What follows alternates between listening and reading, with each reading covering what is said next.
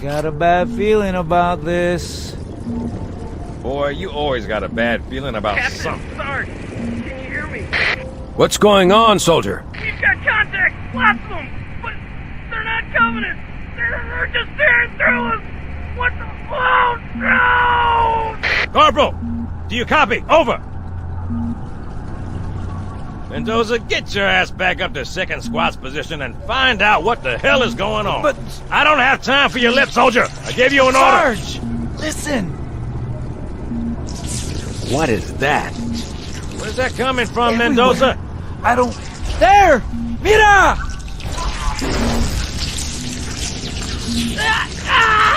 Hold still! Hold still! Let him have it.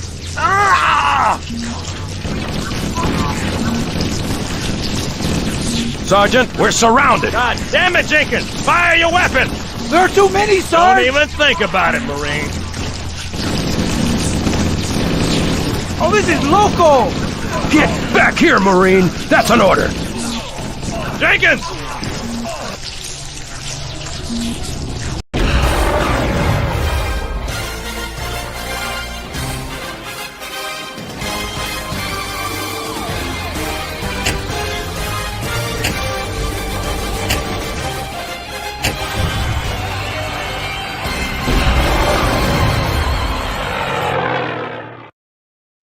And it is the arrival of the Canadian flood, as they have flooded T-Mobile Park as they always do since 2012, 2013. And somehow the Mariners are going to have to deal with it.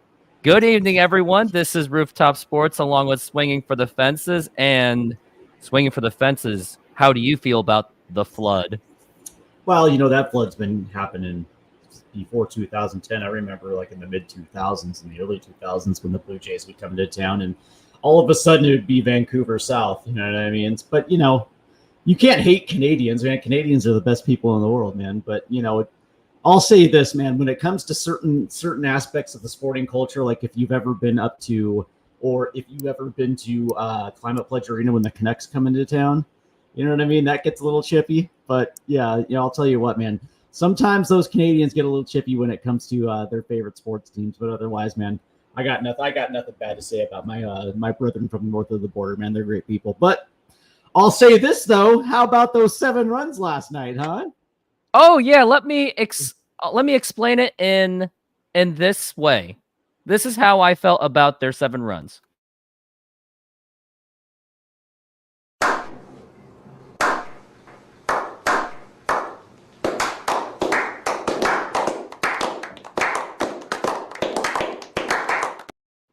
They just got upgraded from boos to slow clap, but hey, that could happen at any time tonight if they don't step it up again, because boy, they had a pretty nasty losing streak, and it was nasty because Houston had been winning games, and they are now literally on our tail, 2 games back. And how are they doing now? They're at 3-3 against the Minnesota Twins, so Mariners will have to have a good series on this one, or else next thing you know, they may lose this division by as early as... you could even say by tomorrow or Sunday. Well, I think Mariner fans need to calm down a little bit. I think everybody gets caught up in recency bias, and yeah, they had a bad 2-week stretch, man. They only won 4 games and 14 outings, and I think fans forget that they started the season 4-8. They had started the season off with a bad 2-week stretch. They had a bad 2-week stretch, but in the 8 to 10 weeks in between those bad stretches, the Mariners won series after series after series and banked a 10-game lead in the division. So the talent is there. It's baseball. You're going to have good stretches and you're going to have bad stretches. And lest I remind you that if you remember last year, the Texas Rangers were very mediocre in the second half of the season and were able to pull together in the final 3 weeks of the season where they ended up not only getting into the playoffs, but they also won the World Series. So you know what? Good teams will have bad stretches, and there's no need to hit the panic button. And it's games like yesterday where all of a sudden they break out of the funk with 7 runs. Julio Rodriguez had 2 extra base hits, including a big home run yesterday. Mitch Garver went deep yesterday as well too. So you know what? That was probably the turning point of breaking out of a funk, and it couldn't have happened on a more important day. So you know what? It is what it is, man. you're going to have bad stretches, man. It is, and your whole background's falling apart. But I'll just say this, man. I wasn't worried at all, unless you remember that the Mariners are still in first place. So, come on, man. They are still in first place, and boy, good thing they had that offensive rampage led by J.P. Crawford and Mitch Garver, and hopefully they can keep it going. But in order to keep it going, they are going to have to get through the mighty Kevin Gausman, who was one of the stars, but he's had quite a bit of a struggling season, 6-7 with a 4.75 ERA. Not the Kevin Gausman that we're used to. 91 strikeouts, 25 walks, and he gives up 14 home runs. So maybe Mariners can play long ball on this one versus our very own La Piedra, Luis Castillo at 6-9, 3.87 ERA. I thought he was 6-11 at one point. 103 strikeouts, 30 walks, and 14 home runs. So pretty much almost the same line between each other. And how do you feel about this one? You know what? I'm a little mixed. I mean, yeah, when you look on the surface and you see that Gausman's numbers for the season seem a little gaudy in one direction. But I will also say that, you know, when you look at the splits, Kevin Gausman's actually pretty decent on the road. Now, that's not to say that, you know, the Mariners can't get to him, because they very well can. As a matter of fact, I think the Mariners do have a solid history against him. But, you know, it's one of those type of situations where, you know, the last couple times where Gausman is on the road, yeah, he kind of had a couple bad outings against the Guardians and Red Sox. You know, pitches for whatever reason, pitches a lot better in Toronto, pitches worse in Toronto than he does on the road. So, I mean, it's going to be one of those situations again where, you know, you're going to have to get after him early. You know, he does have a tendency to, you know, to get a little loose with his control. Very gettable. And if the Mariners are going to show some consistency, that's how they're going to have to do it, which is very possible. But, this is, you know, I look at Kevin Gausman's numbers and it's like, okay, I get it. But, you know, there's a difference between Kevin Gausman at home and Kevin Gausman on the road. So we'll see. And we'll see. Absolutely. And let's take a look at the starting lineup for the Seattle Mariners. We've got, and it's a very strange lineup. I don't really like the lineup. Some do, but I really don't. J.P. Crawford, Mr. Bases Loaded clutch man. He is leading off. Mitch Garver at number 2. Interesting. Cal Raleigh number 3, Julio number 4. I liked it when Julio was number 5. So that was kind of that, if that wasn't broke, don't fix it. Luke Raley at number 5, Ty Francis at number 6, Canzone number 7, who's been absolutely, at least he's batting above 211, but that's not batting above 200, but that's not saying much. Dylan Moore gets a start over Ryan Bliss. Ryan Bliss doesn't even have, he's not even started in a while, and Josh Rojas at third base. And there are maybe, I thought Bliss started yesterday. Let me take a look and check and see if he did. I thought he batted. Yeah, he did. He batted ninth yesterday, right behind Haniger. But yeah, no, you're. Yesterday Garver hitting the 2-hole, and both Garver and Crawford had very good, phenomenal days yesterday, especially J.P. Crawford. But you know, Garver was pretty solid. Raleigh batted third yesterday as well too. They flipped Raley and Rodriguez in the lineup, but otherwise, for the most part, this feels like yesterday a little bit. Ty France, Ty France is still hitting in the 6th spot. Rojas is batting 9th tonight, but Dylan Moore gets the spot start at second base, and then of course Dominic Canzone for Mitch Haniger in right field, as it should be against the right-handed Gausman. So, you know, for the most part, this lineup looks a little bit like yesterday's, with a few different exceptions. We'll see. I mean, you know, Julio Rodriguez, again, we always get back to Julio. He had a great game yesterday. Good for him. A couple extra base hits, including the dinger. So we'll see if that has any carryover effect. But again, you know, I think everything just starts and ends with Julio Rodriguez. And we see that Jorge Polanco is not on the lineup. He wasn't even in the lineup yesterday. So do you think there could be speculations that maybe they may move on from him? And it's not like the Mariners can trade him because he's just not doing anything. But do we see like a possible DFA of him? No. It's going to be one of those type of situations where you're going to try to find a team that is, that is a good trading partner that you're going to you're going to be able to swap contracts.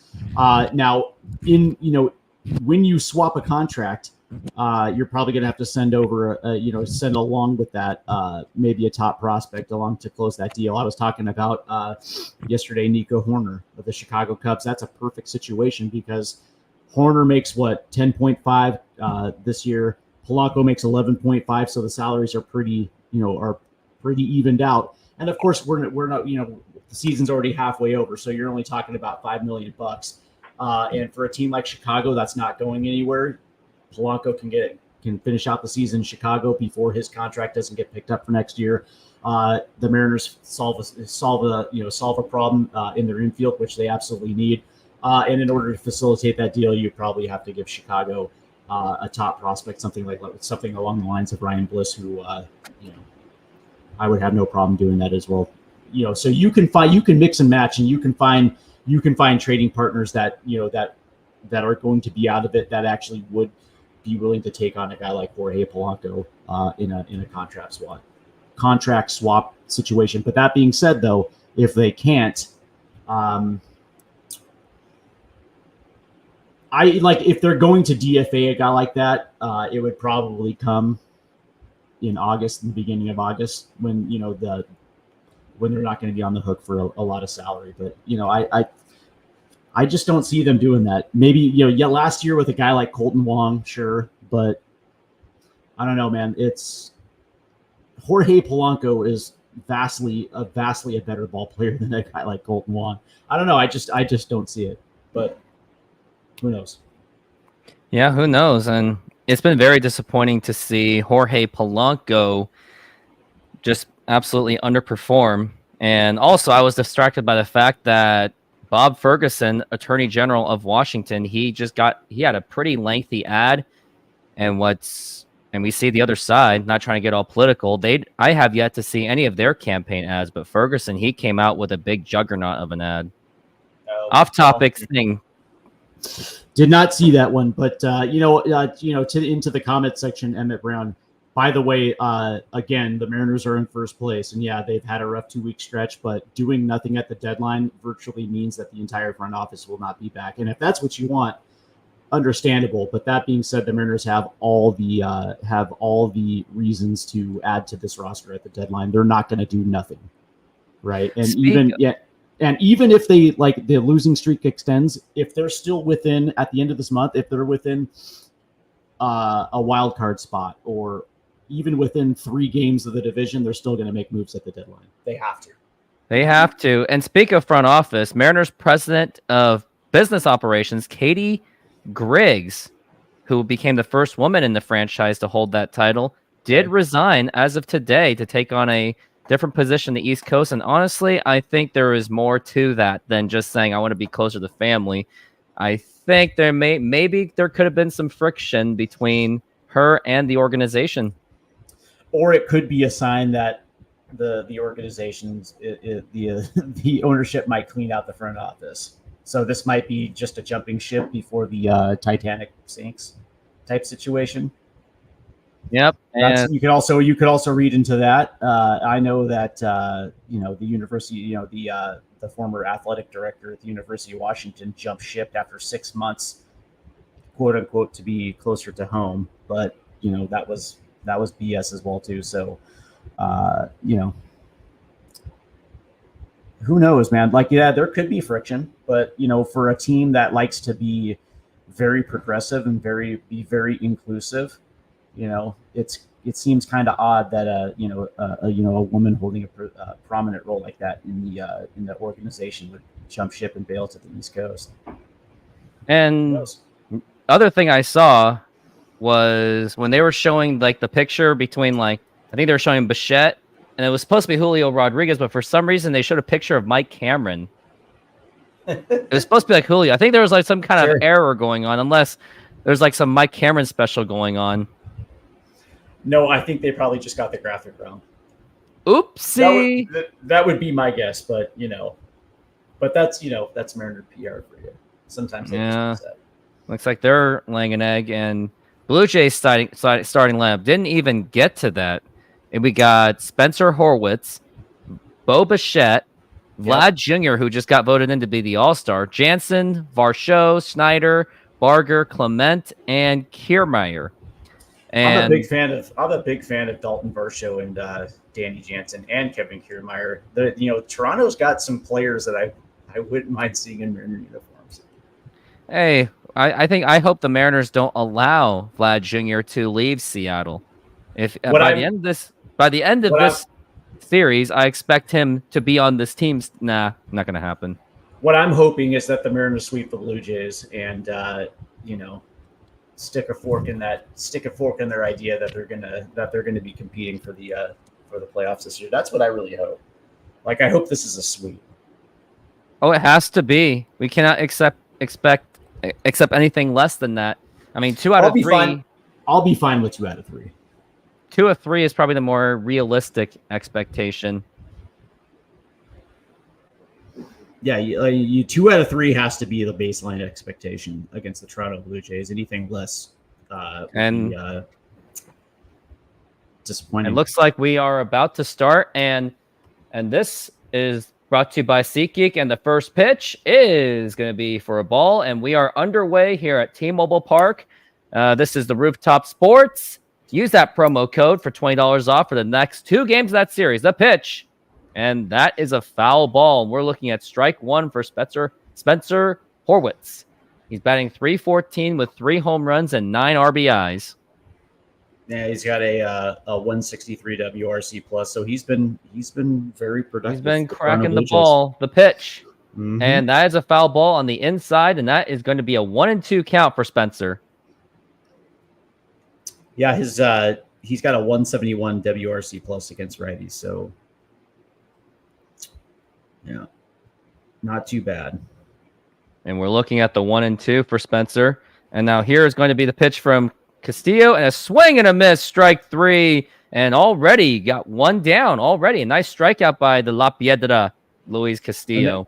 And that's what you like to see, good fastball command at the top of the zone. And that's something that we've been missing recently from Castillo is that good fastball command that pretty much sets up all secondary pitches, change-up sliders. So it's nice to see. And now here is a pitch to Bo Bichette, the pitch, and that is a strike. Bo Bichette was also one of the Mariners' fan favorites on who they would like at the trade deadline. He's batting .229 with 4 home runs, has not had a good season. No, he's been struggling this year. Which is why maybe he'll be cheaper. Nah. He's got he's carrying a 75 WRC plus this season. Obviously, the average is 100, but he's also, by the way, 2 for 9 career against Castillo. Hey. Well, still, I do think the Mariners should give it a shot and see what they can get for him. And now here's the 1-2. And that is strike 3 called, and that is 2 strikeouts in a row for La Piedra, Luis Castillo. Oh, and yeah, he is on fire. Catches a nice little slider right there in the middle of the plate. Fools Bichette right there. He was looking fastball, but good Lord, that was beautiful. And now we've got 2 outs, and next is going to be Vlad's son, Vlad Jr. Just got voted into the All-Star game. The pitch, and that is a strike, and Castillo is going right after them. And you kind of had a feeling he would, right? High-profile name like Vlad Jr. And he really kind of rebounded his season in June. He got off to a bad start like Bichette, but really, you have to appreciate his ability to get back into the season. A 10-game hitting streak will do it with batting .429 with 5 home runs and 19 RBIs. Yeah. I mean, no question. 1-1. Still a dangerous guy.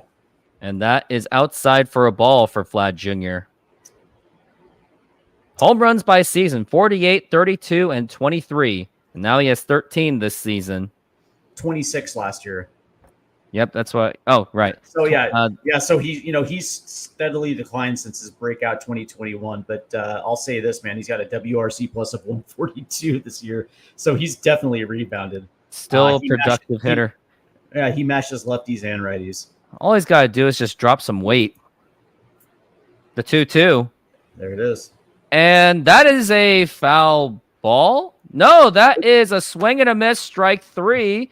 And that is going to retire the side. Blue Jay fan happy he got that bat. Yeah. And we go to the bottom of the first.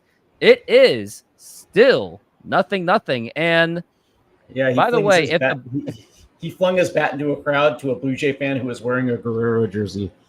Very fitting. And also not a reminder, but whenever the Blue Jays, if their offense is threatening, I will be playing this music. We're just going to test it right now.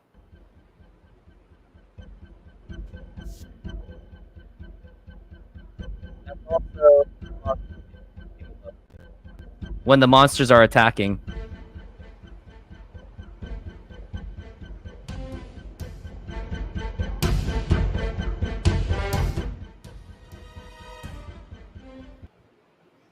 I'm just hoping Castillo pitches a gem so I don't have to hear that music tonight. Well, I got to add the drama to the game because that's what YouTube's about. Adding the drama. The drama? The drama. And plus, I can't cast the game, so people will be like, well, why would I want to watch that? If you need a little drama, a little to stir up some controversy, so you need some drama. Yeah, I need something like that, especially the intro that I played. I did that last year for the game too. Or we can spend the entire broadcast talking about the Sonics again. That's fun. I'm good. No. July 2nd was the exception. And that Mariners offense was complete butt. It was very ass. I'll agree with you on that.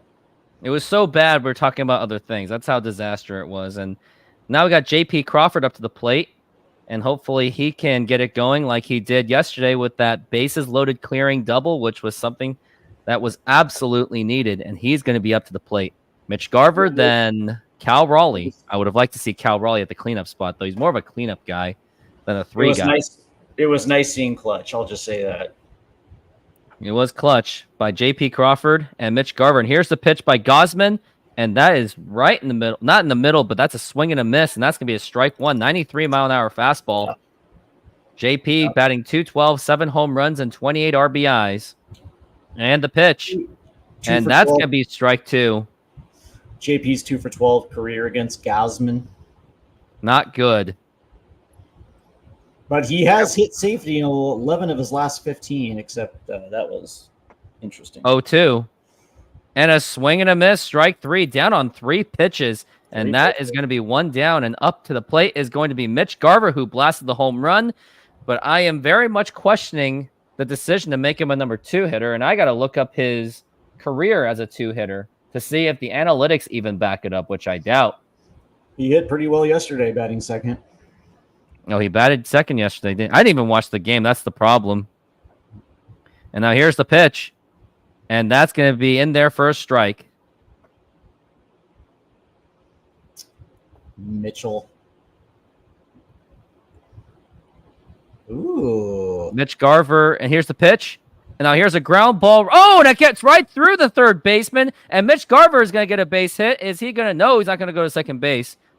That could be an error, honestly. Yeah, I was thinking that might be an error. It just gets right through. It gets right through third base. Mitch Garver is a 2 for 5 hitter, batting second. Yeah. There you go. Something he never did before.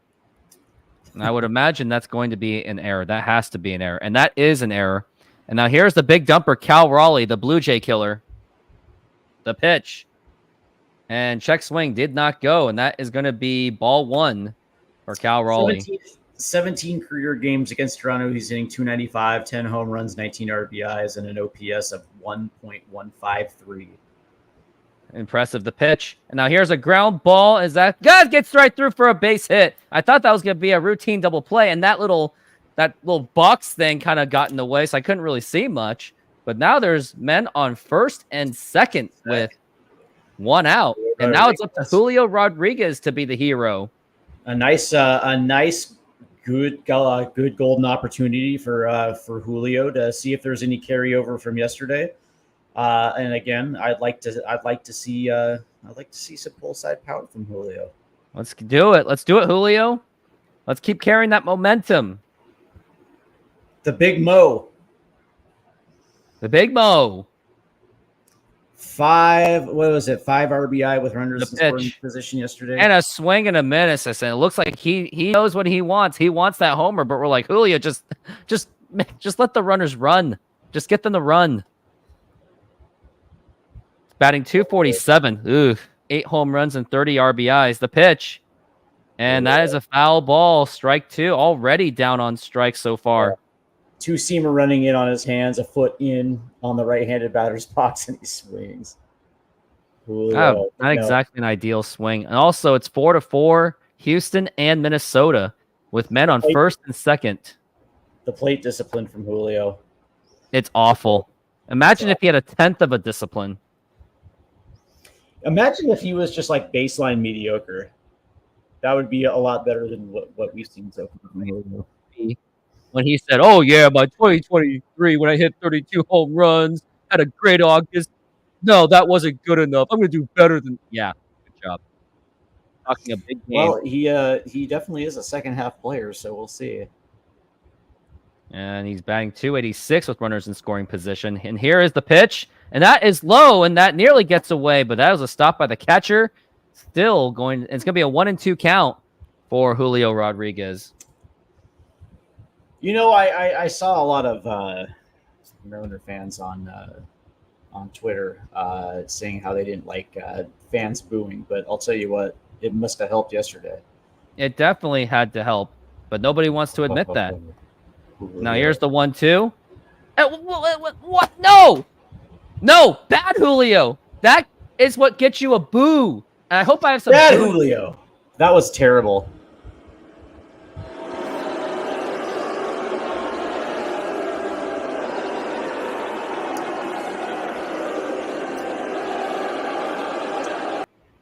If the crowd ain't booing, then I'm going to step up and do it. I'll tell you what, that was just terrible. That was a terrible swing. It was awful.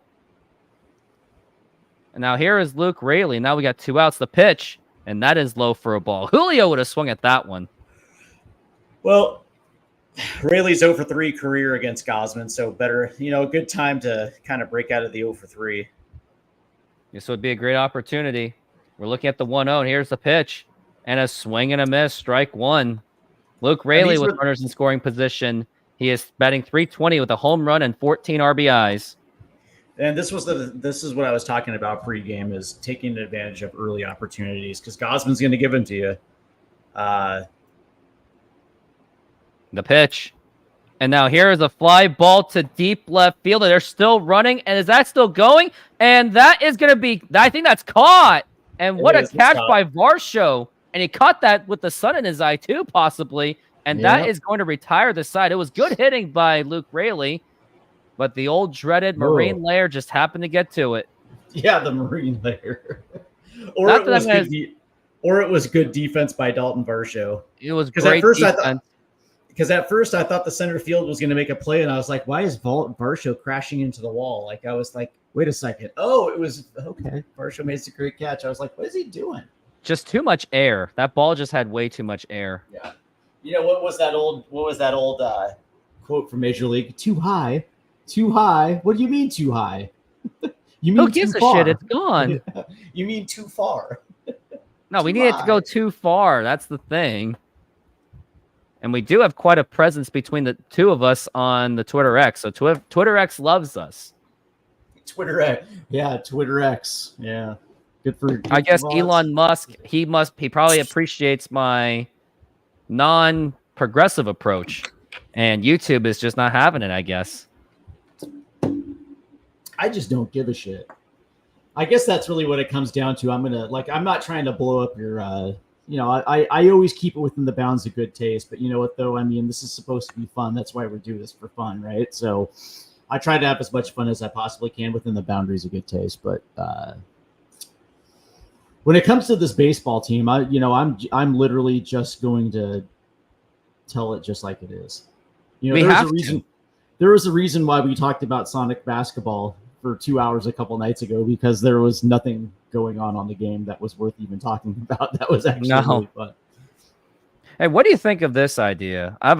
On October 8th, on the anniversary, unless the Mariners are playing playoff baseball by then, was looking to do the live play-by-play reaction of Game 5 of 95 against the Yankees. Like, we would both play it together, and we'll react to it as if it's like actual 95. And for commercial breaks, we'll play commercials from like 95.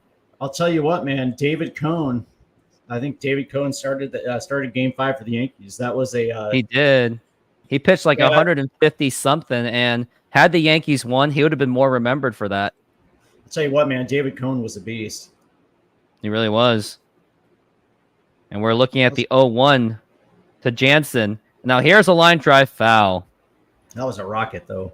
It really was a rocket. Must have had a nice exit velo on that one. WRC plus of 106. So he's and Blue Jays do have the good offense. Just a little bit better than league average. And that is going to be low for a ball. David Cohn, I was going to say he came in from Toronto. Yeah, he sure did. This is the other guy that I was talking about trade-wise. Bringing in a solid backup to Cal Raleigh and a guy like Danny Jansen, who you can plug in, obviously behind the plate, but also you can plug in at the DH spot. Yeah, that would be sweet too. That way Garber doesn't have to be catcher. That's right. I'll say this though. Yeah, you're right. He came over from Toronto. Now here's a line drive, and that is going to be. Is that going to be foul? I think that is foul. Yep, that is foul. When because Toronto in the mid '90s were not, after their run. Their World Series run in 92 and 93, by 95 they weren't the same cast of characters, and David Cohn was looking forward to getting out of Toronto, and he actually really wanted to go to New York. And he got there. Yeah, he did. He got there. I think he got there in 94. He got there in 95 at the middle of it. But those were some good Blue Jay teams. Roberto Alomar, Joe Carter, John Olerud, Pat Borders was in his prime. The 3-2. And now here's a fly ball popped up more like, and here is Ty Francie makes the catch, and that's going to be one down. It pissed me off. I got to be honest with you. When Toronto won back-to-back World Series, is because they came into the league at the same time as Seattle, and they somehow figured it out. Yeah. And meanwhile, in 93, we're just happy. Mariners are just happy they won 82 games, and Randy Johnson had a breakout season, and Jay Buhner hit a cycle. The pitch, and that is a foul ball. And my father, he was at the Griffey game when he hit his 8th home run in that consecutive. That's still have his ticket. And we're looking at the 0-1 to Dalton Varsho, and here is the pitch, and that is up high for a ball. Dalton Varsho. I like Dalton. And Varsho was the one that made that catch. Yep. And the 1-1. DV. And fouled again. And Luis Castillo has been going right after them. He's been, at least for now, he's been pitching pretty well. Yeah, he's attacking the zone pretty well. He's got really good control of his fastball. And we're looking at the 1-2. And here is the pitch. And that is in there. That's inside for a ball. We're looking at a 2-2 count. Cal Raleigh wanted that one. It's kind of hard to sell off of that one. And now here is the 2-2 pitch. And that's a ground ball foul. And now the foul balls are just adding up to the Dalton Varsho at bat. 24 singles, 15 doubles, 3 triples, and 11 home runs in those 53 hits. Yeah. Pretty good. And now here is the 2-2. And Cal Raleigh really tried to fake. Yeah. He really tried to sell that one, but that was just too obvious. A little high. And now we're on a 3-2. And the full count. There you go. And here is the pitch. And a swing and a miss, strike three. Another strikeout for Luis Castillo. I believe that is now strikeout. That should be strikeout number 4, and it is strikeout number 4, and he is absolutely La Piedra mode right now. A little running two-seamer right there. Got the swing and the miss. That was nice. Blue Jays do have the 4th largest strikeout in the league. The pitch. And another swing and a miss, but we can all guess who number 1 is. Does anyone want to take a guess who the number 1 strikeout team is offensively?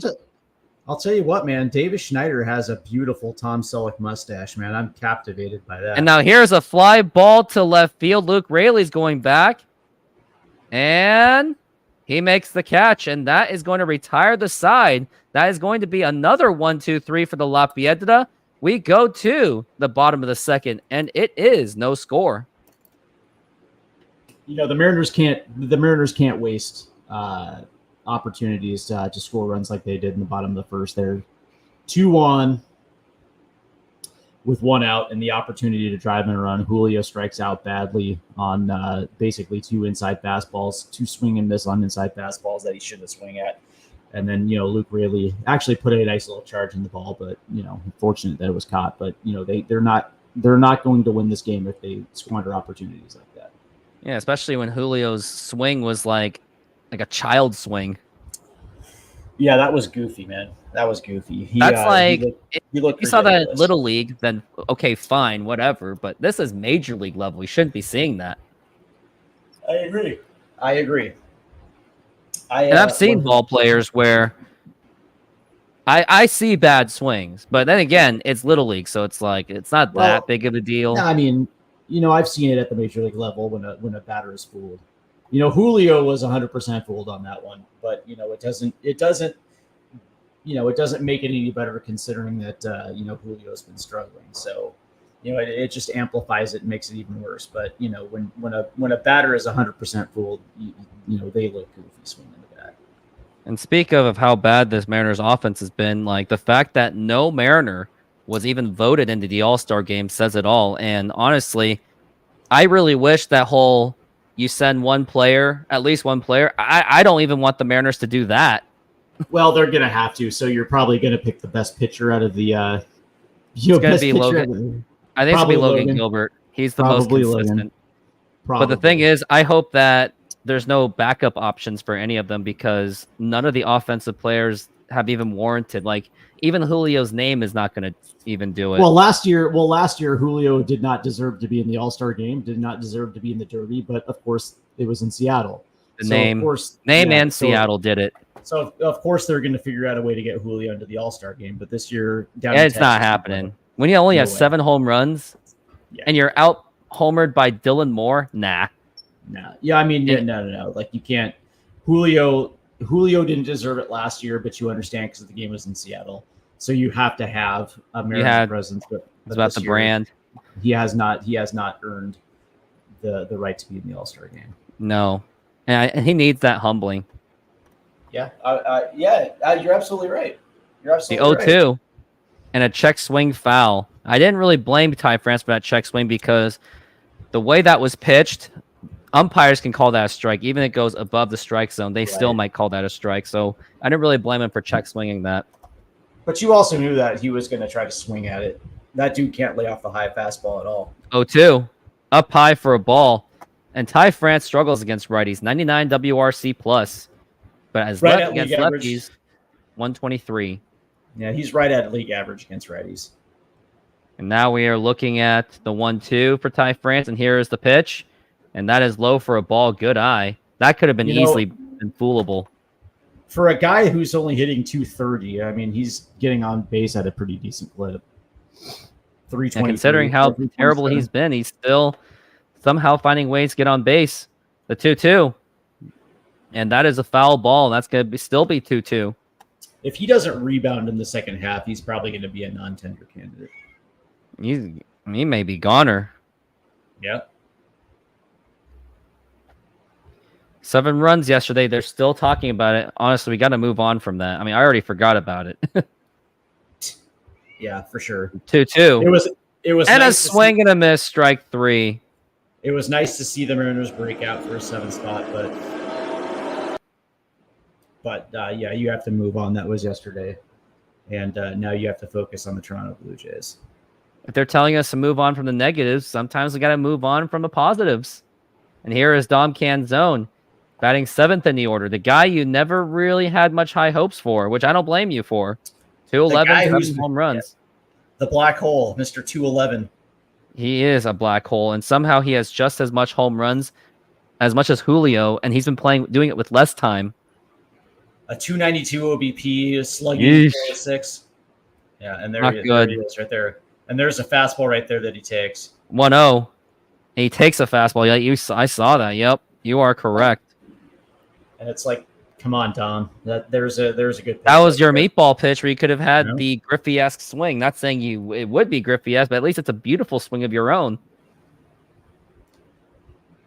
And now he's in a hole. And now we're looking at the 1-2, and here's the pitch. And that's a ground ball foul. We're looking at the 1-2. My feet is starting to get more behind. 7 home runs this season. All against righties. Yep. Yeah, I love how Mariner fans have this love fest, this fascination with a dude like Dom Canzone. 1-2. Low for a ball, 2-2. I remember Mariners Mojo was hyping up the crap out of them. Marine Lair was really hyping them up. And it's like he's got a great hard hit rate. It's like, yeah, when he squares a ball up, yeah, like when he gets his pitch, but how often does he get his pitch? Almost never. And we're correct. Looking at the 2-2. And there is a fly ball to left field, and Varsho barely had to even move. Yeah. And that's gonna be 2 down. That was bad, okay. That was bad. So 2 quick outs, man. That's a travesty. And my feed is like severely behind. And now we got Dylan Moore up to the plate. Dylan.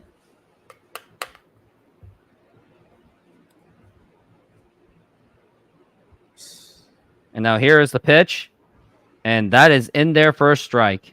He's batting 206 with 8 home runs and 26 RBIs. He has actually cooled down over the past month. I just want to see them just get aggressive on the first pitch fastballs, man. Because, they're 0-1 and a foul ball. And he swung at a terrible one, too. And it's already an 0-2 count on Dylan Moore. Yep. 29 pitches for Kevin Gausman. Career against Kevin Gausman's 1 for 4, and that was a home run. And now here's the 0-2, and that is a ball. He has 25 extra base hits, leading the team, which is very concerning. Not putting it on Dylan Moore, but it should be like guys like Julio and Cal Raleigh doing that. Right. But, And now we're looking at the 1-2. There was a time when Dylan Moore was leading. Now here's a line drive base hit to left field, and Dylan Moore gets on first base with a single. A little two out single here, and gets a nice. Now we got Josh Rojas, the other consistent hitter for the Mariners, but he's batting 258. The fact that I'm saying he's consistent as a 258 guy is absolutely sad. Yeah, he Dylan got a nice little fastball at the bottom of the zone and just dumps into left field. So let's see what Joshy Poo here can do. Oh, let's go, Josho. 31 pitches for Gausman so far. The pitch. And now here's the throw to second, and that is not in time. Great jump by Dylan Moore. Yeah. And now we got a runner in scoring position. And can Josh Rojas step up and make something happen? Dylan Moore was already ahead of it. 14 of 16 on stolen bases this year for Dylan. Yeah, he's been solid, man. He's been solid. Even in that batting average, don't let that cloud your judgment too much. Wouldn't that be embarrassing if Dylan Moore is the All-Star? 0-1. And that will be strike 2. Would they, though? Would they actually send them? No, they wouldn't. But I'm just saying, wouldn't that be something if Dylan ended up being? Then the Mariners would be on pace to lose 100 games if that was that point.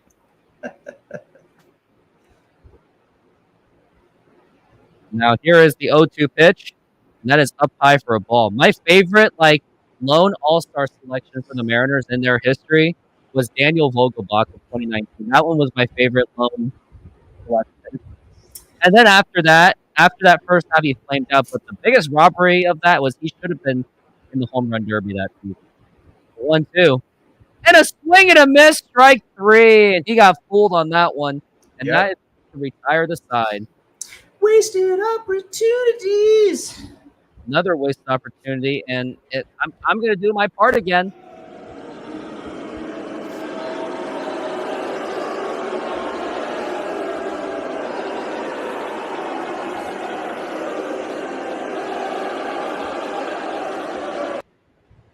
If they won't do it, then I'll do it.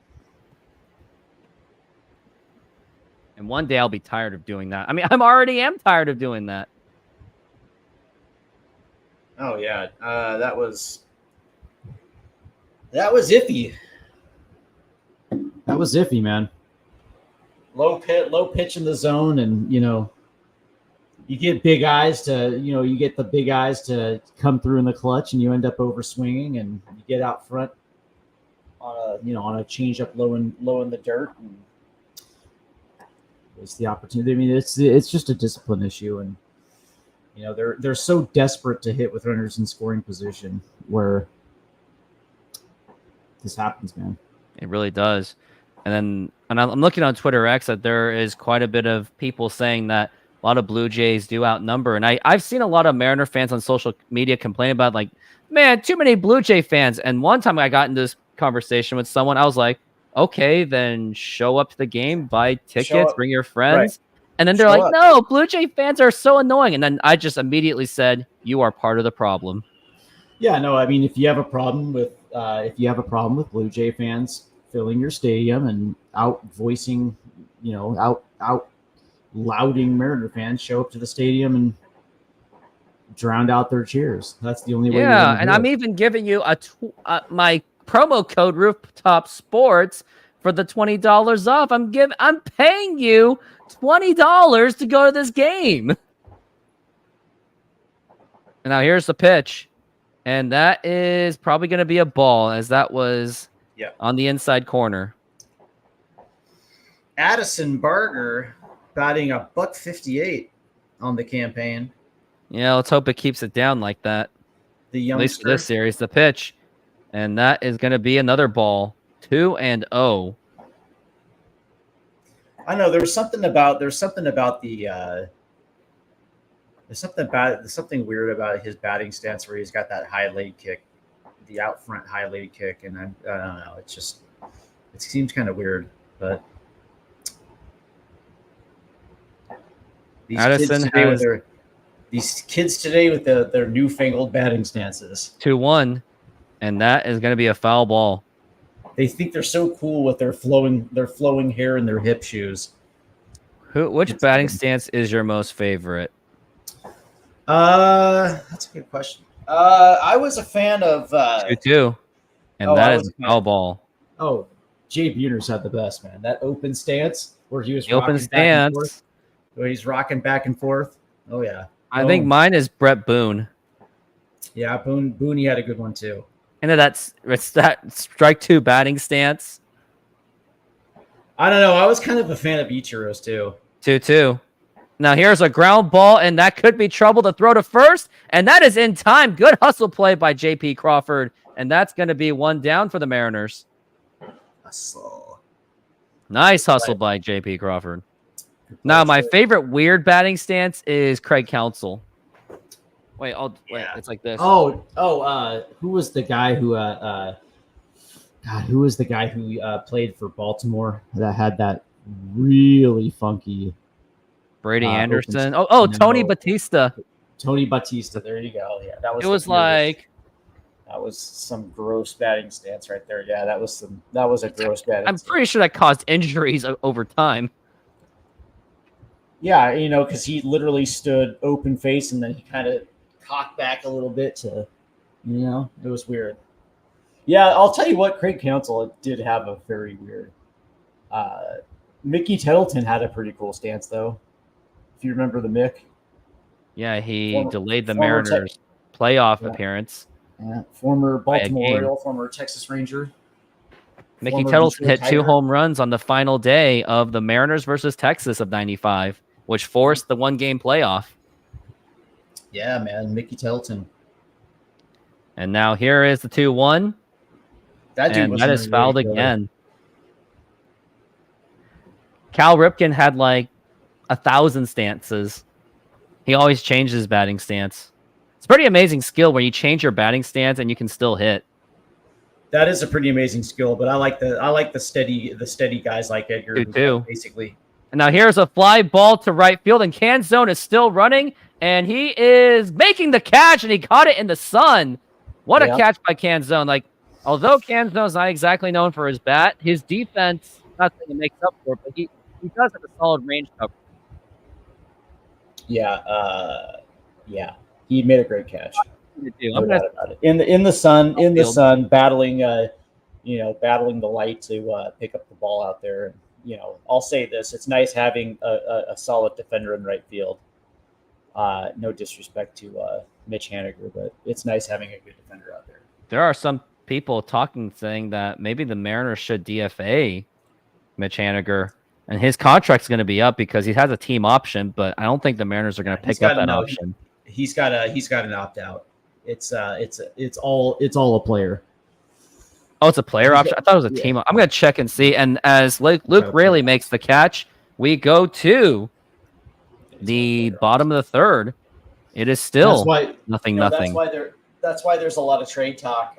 That's why there's a lot of trade talk. Like a couple days ago, there was some talk about Cody Bellinger, and the only way that would work is if the Cubs were to take Mitch Haniger's contract or Polanco's contract off their hands in order to make some of the money work. Yeah, but the thing about Mitch is he signed a 3-year deal, and there was an opt out after. Oh, he has a player opt. Yep, he's staying for at least one more season unless the Mariners can find a way to offload that. But they're not. But here's the thing: if they somehow get Cody Bellinger with Mitch Haniger in the picture, you would think that Mariners are probably going to eat majority of that contract.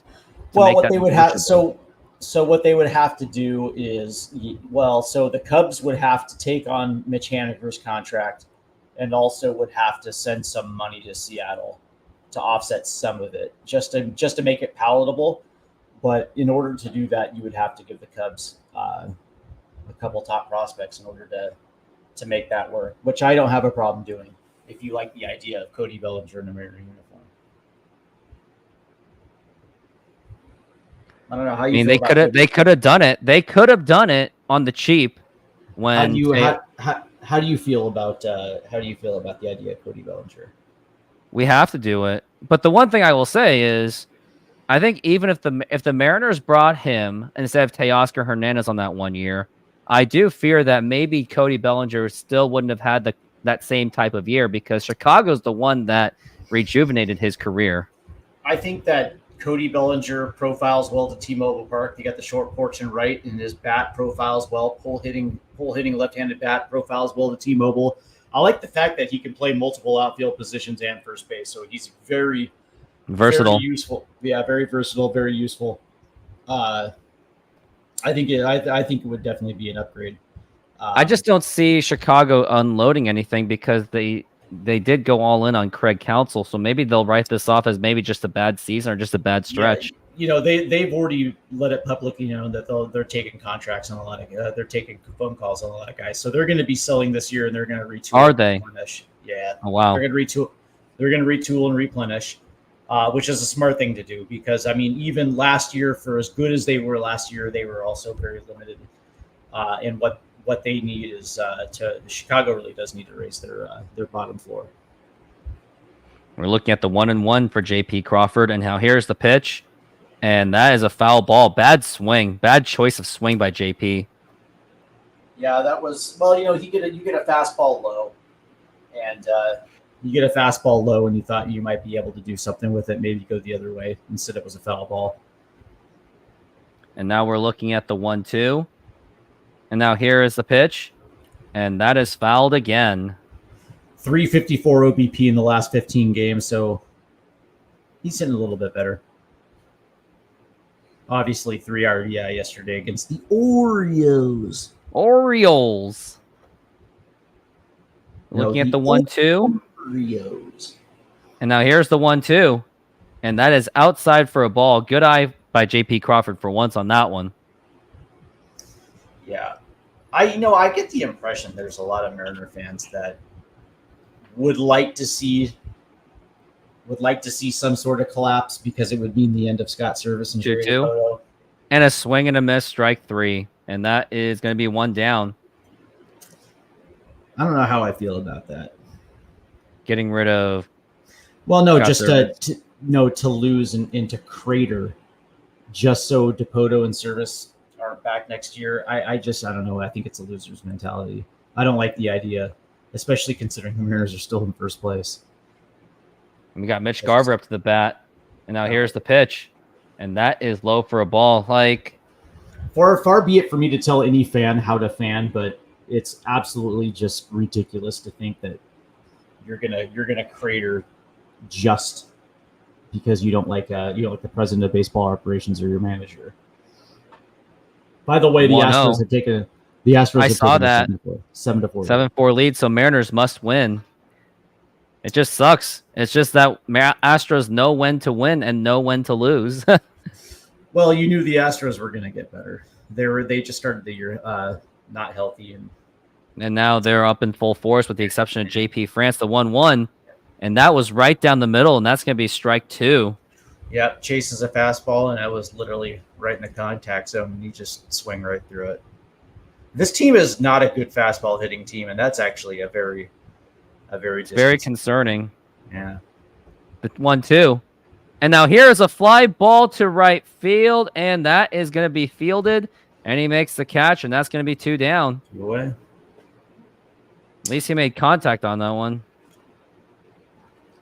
The good news is on Sunday there's the kids run the bases at the ballpark. So for all you families out there that want to go to the ball game on Sunday to bring your kids to run around the bases, be sure to check out SeatGeek and use the promo code Rooftop Sports. You can save $20 per ticket.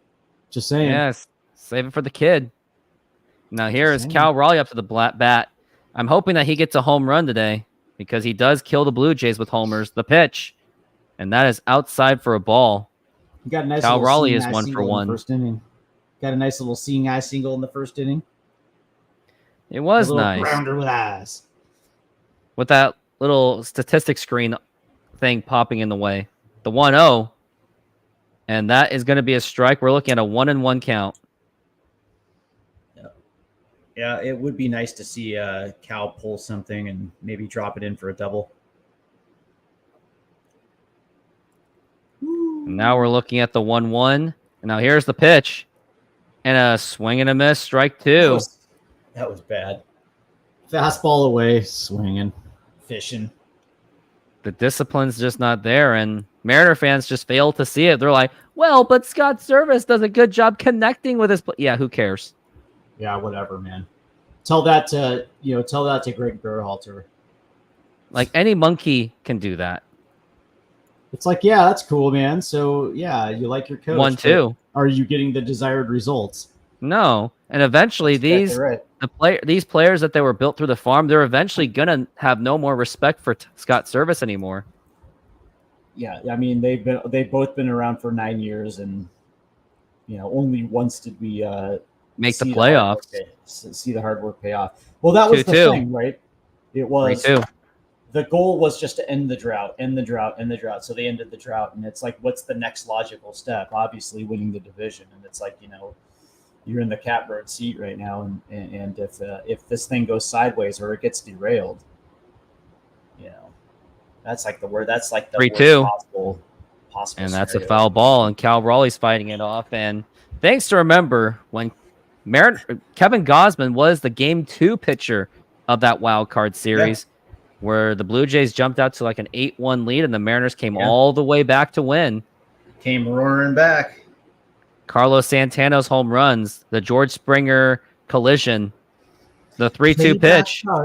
And that is ball 4, take your base, and Cal Raleigh gets on base with a walk. All right, Now- Julio. And now it's up to Julio. And I'm going to say this, Julio, you can smack for a home run because you have no runners in scoring position. I mean, with 2 outs, and then he has no other protection. And that's the thing. Julio does lack the protection on this plate, on this lineup. Yeah, he does. Well, that's been the case for the last 2 years. His rookie year, he got lucky that he was able to carry it himself. Pitch. Now here's a ground ball, and that is a diving stop. The throw to first, and that is going to be in time. And Mariner fans, you can boo all you want. I don't know, The thing is, Julio, I feel like he doesn't hustle. I mean, I feel like with that kind of speed, He's out. I do feel with that kind of speed Julio has, he should have ran that out. Like Ichiro would have legged that one out. Well, he gets a fastball and he pulls it down the third base line. I was like, okay, well that's okay. So that's a good play at third base. Okay, credit the third baseman. But yeah, I think you're right, man. It's like, on a play like that, you should be literally bombing down the first base line. Leg it out. Yeah. Yeah. And I'll be right back because I got to go to the bathroom. But please enjoy this message from my breadwinner, SeatGeek. SeatGeek is a mobile ticketing app for sporting events, concerts, and other events. They make the buying experience easier by the app ranking each ticket from 0 to 10 to see if you are getting a good deal, and you can see exactly where you are sitting. I regularly use that app, and I have had nothing but a fantastic experience with SeatGeek. Use my promo code RooftopSports to get $20 off of your first purchase. Link to the code, app, and website will be in the description, so take advantage, and thank you. Yeah, take advantage. SeatGeek. Use the promo code Rooftop Sports and get $20 off. Well, another inning goes by without a run from the Mariner offense, but Luis Castillo's been pitching quite well tonight, so bad news, good news, bad news type of situation. But that being said, though, Gosman has been giving the Mariners some opportunity to kind of weave some offense in there, and it all comes down to the ability to to hit in clutch situations. And so far, the Mariners haven't been able to take advantage, but they will. I have a feeling that in the middle innings, the second time through the lineup, we might see a little bit more consistency with runners in scoring position, because again, Gosman has allowed runners on base, and so eventually we're going to start seeing that base hit. But I think Julio, as they're showing the replay right now, as Julio coming down the first base line, I think Julio is out by just an eyelash. But it looks like they're going to challenge the call. So Scott Service is decided to take his nuts out of his baseball pants and trying to wiggle them in front of the Blue Jays here. And looks like and look at that. A set of brass balls on Scott Service. Oh wow, they overturned it. Yeah. Julio, that's pure luck right there. Umpire rewarding him on that. The pitch. And there you go. And that is a ball. The Mariners. I mean, that's now you can say that. Yeah. Now the Scott Service homers are like, yeah, he's a genius. I'm like, no, he just got lucky on that one. Yeah, he should have been out. But now you got an opportunity with 2 outs with your most consistent with Luke Raley on. Ooh, there you go. There you go. The pitch. And now here it's a line drive, and that is going to drop in for a base hit. And is that going to score a run? I think that is. Cal Raleigh is going to score. Are they going to score? And Julio, the throw to the plate, and it is not in time. 2 runs in for the Mariners with Luke Raley with a double, 2-run double. There you go. And see, this is what I was talking about right there in the break. Eventually, that hit is going to come because Gosman's been able to get away with it for the first 2 innings. The Mariners had runners in scoring position in the first. They were trying to do something with 2 outs in the second. And here we go again. You get a walk by Cal Raleigh. You get a single by Julio Rodriguez that was overturned. And now your best hitter dumps a double into the left center field gap. Now, all of a sudden, now it's 2-0. And now Julio Castillo gets to settle down a little bit because now he's pitching with a 2-run lead. Yeah, absolutely. And what a 2 runs it is. Now here's Ty France. And that is going to be popped up right to the first baseman. He is there. And he makes the catch. And Ty France just ended that real quick. But the Mariners do get 2 runs out of it. And we go to the top of the fourth inning. It is now 2-0 Mariners. Dustin, where would this team be without Rayleigh? I'll tell you where they'd be, up Schitt's Creek. That's where they'd be. And just to think that the Mariners got Luke Rayleigh off of Jose Caballero. And I think that is probably, I think that's a top 5 trade out of Jerry DePoto. Well, what's funny, though, is Mariner fans were upset when we traded, Jose Caballero, who literally was the 26th man on the roster. I know that, fans liked his little spunkiness, but for the most part, he was terrible last year. And you were able to flip him for a dude like Luke Rayleigh, who I understand, man, had some crazy splits, between first half, second half. But here we are, and Luke's been the most consistent hitter we've had this year. So Jose Caballero is now at 242, 303 OBP, but he has 24 stolen bases. Don't care. That was a good trade for us. That was almost a steal. Yeah, but you know what, though? These are the type of trades that I like, where they work out for both teams. You know what I mean? Like, I know like the idea is that you want to try to pick the pocket of a competitor or try to fleece them. But, with that being said, though, I mean, when you trade something, you have to give up something of value. And it's nice to see that Caballero is working out in Tampa. And, of course, Rayleigh's working out here in Seattle. Those are the type of trades that I like. Yeah, the ones where it works for both. Just like Yeah. in the NBA, off topic, Mike Bibby for Jason Williams. It worked for both Sacramento and the Grizzlies.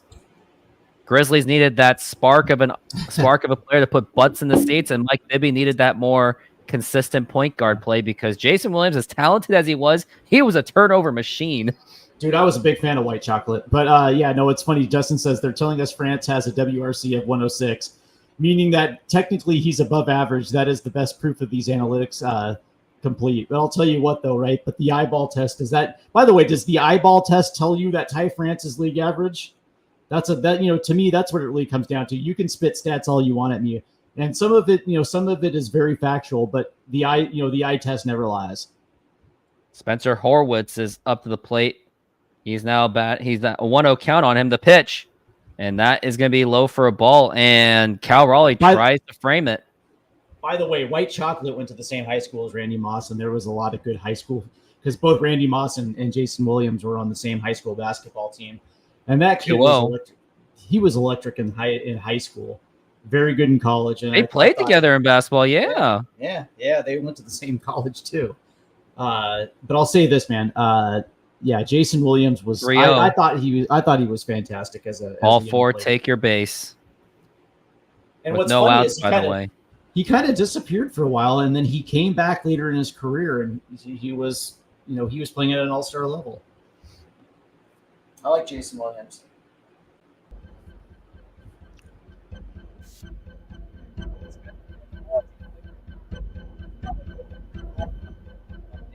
Especially with Bo Bichette on the mound or on the plate.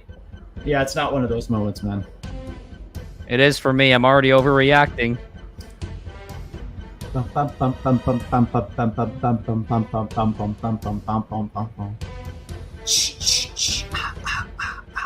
That is a 1-0 count so far. And now here's the 1-0 pitch.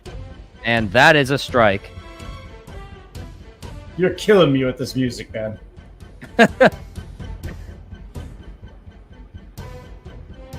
You should have got like the Jason Voorhees Friday the 13th music. Yeah, the 1-1. And that's a foul ball. The thing is that I can use this music from Halo because Martin O'Donnell, the writer of this music, he actually gives permission to use it without copyright repercussions. Because he hates the company that built Halo. That's why. Ooh. So he was doing it for the people. The 1-2. Oh, and that is inside. That nearly hit him. Nearly hit him. And now the composer, Martin O'Donnell, is running for Congress. And he is also one of those we the people type. Thank you. And we're looking at the 2-2 and the pitch. And now here's a fly ball that's more like a pop-up. And JP Crawford is there. He makes the catch. You got to turn on. It's distracting, brother. It's so distracting. Is that oh, man. Oh, it's so distracting. Like, I would understand if there was, like, if the bases were loaded with one out. That's appropriate. How about runners second and third? Yeah, that would be appropriate too. But with the runner on first and with the way Castillo's been pitching, yeah. By Fine. the way, I'll wait until then. Bo Bichette, he's having a down year. Oh, and Guerrero throws his bat again. That's And the it's a start- second time yeah. he's thrown it. And it's a stark contrast to his first 3 years in the league where he was absolutely playing at all-star level. He's having a down year. It's but there's also the second half of the season, so. Which is why I think the Mariners should take advantage and see if they can get him for slightly cheaper. It looks like Vlad got rid of his dreadlocks, man. Oh man, I love those dreadlocks. That was He's got perfect that- for him. He's got those earrings though, and I don't know, man. I'm not a big fan of the earrings on guys. Yeah, neither is Omar Vizquel from 2001. Umar. Oh, one. Remember, he was like, "Hey, yo, get those earrings off. You're gonna burn my eye out." And Arthur Rose did not care. No, I know. Well, Arthur Rhodes was also wearing 14 carats of diamonds in his ear. That's the move. By the way, that's the move too. Like when you're just flexing on the mound and you got like diamond stud earrings, like big old gaudy diamonds in your ears. Yeah, that was a boss move, by the way. And I do have a video on that. I made a small video on that, so maybe I want to show that. And now we're looking at the 1-2 for Vlad Jr. He's Now like his dad. He's like his dad. He could just throw his bat out there and just make contact. And his dad was also a Mariner killer when he was with the Angels. By the way, his dad was the best bad ball hitter I've ever seen in my life. You can throw it on the shoe tops, and he would, he really was the best bad ball hitter I've ever seen. The guy was able to carry Montreal to at least 8 fringe 80-win seasons, and that team had nothing. The 1-2. I don't know, man. Like when they had Pedro and they had Larry Walker, and they had but that was before Vlad's time. That was 94. That's true. Some of those early 90s Montreal teams were actually loaded. They got robbed by the strike. It's true. And we're looking at the 2-2 and the pitch. And a swing and a miss, strike 3. And Guerrero spikes his bat in frustration. And now we have 2 down. Some people thought the Mariners got robbed by the 94 strike. And I was like, maybe not. But Griffey had a chance for the Roger Maris record. And the Mariners also had a chance to be the first below 500 division winner. Right. I mean, don't get me wrong. Like if things broke right, they could have gotten in, and there was that possibility of a Mariner Expo World Series. But that being said, like you have to, those 2 weeks leading into the strike weren't exactly the great. They weren't exactly on the greatest stretch going into the strike. I think they would have not been able to be at the Kingdom for the rest of the season. Yeah. Well, so yes, the ceiling tiles. There was the ceiling tile issue where that forced them on the road, but also they were in Oakland when the strike hit. Yeah, it did. When Griffey hit his 40th home run, the 1-0. And that is a strike. That was also when Edgar started to show flashes. Well, not flashes, but like flashes into like actual like consistent all-stardom. And also the 94 Major League strike also was very significant because had that strike not happened, Michael Jordan doesn't come back.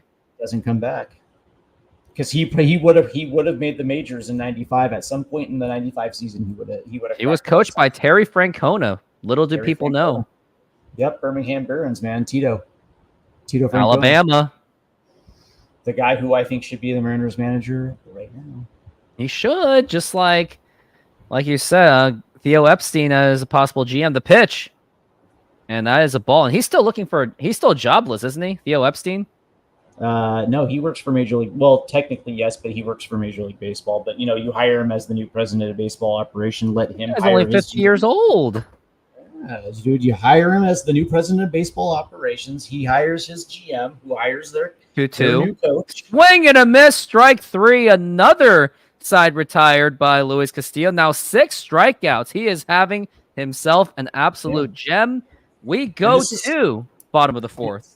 See, Mariner fans, you see what happens when all of a sudden things kind of turn in the right direction. Yeah, you're going to have stretches of bad play, but then all of a sudden things shift. And now all of a sudden they're going to take 2 out of 3 or sweep the Blue Jays, and they'll head into the final road trip. before the All-Star break. I think they have 2 in San Diego, and then they have 4 in Anaheim before the All-Star break. And so, if they split in San Diego and take 3 or 4 in LA, all of a sudden they go in the All-Star break. Pretty good. Come on, let's not get ahead of ourselves. Oh, here's my Omar Vizquel, the earring video. Till Mariners Open Day. And it reminds me of a time in 2001 when Omar Vizquel was upset at Arthur Rhodes, asking him to remove his earring. Yo, get those earrings off me. I'm going to take my eye out. Yo, you got a problem with my earrings, yo? Which led to his ejection. But eventually, the Mariners did win that game. And Bell gets the bunt down. Rocker throws low in the dirt. Here comes Al Martin. Al Martin coming in. The Mariners win. The Mariners win. You have a problem with my earrings, yo? The great canceled John Rocker, the man who was canceled before it was cool to be canceled. That guy got canceled, cultured up the ass.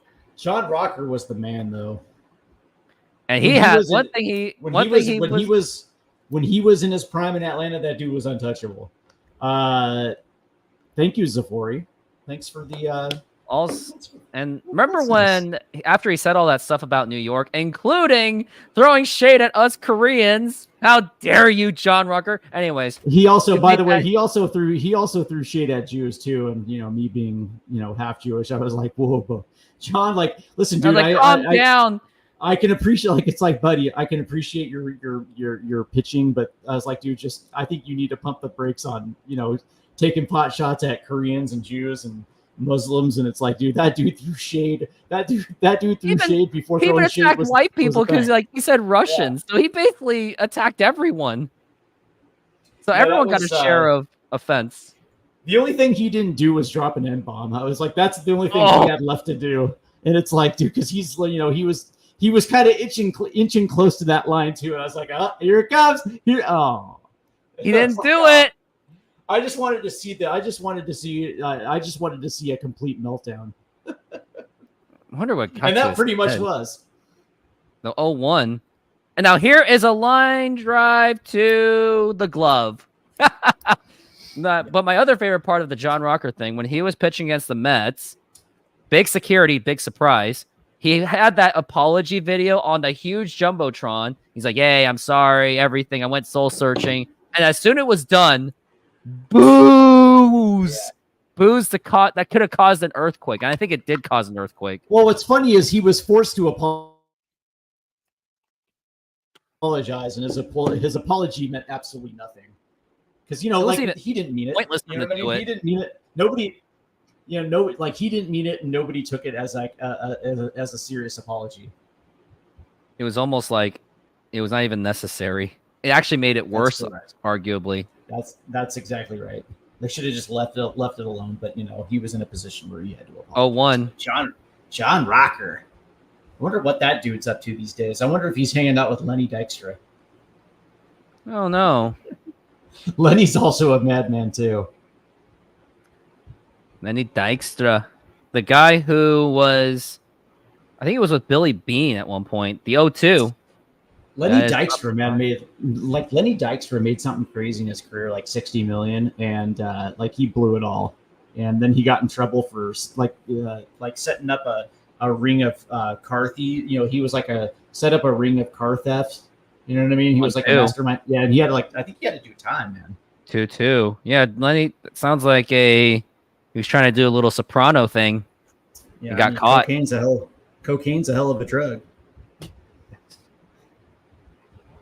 It's true. By the way, man, it's you listen to Lenny Dykstra talk these days. It looks like it sounds like he has done his fair share of recreational drugs. Poor guy. Went into a very dark path. Well, he was a part of the '86 Mets, man. 2-2. And here's the pitch. And that is a fly ball. That's not going to get anywhere. Second baseman's there. Popped up. Big mustache man got it. And that is going to be 2 down. Some of the Mets used to call it the traveling cocaine circus. The 86 Mets. Yeah. So, that team was loaded, man.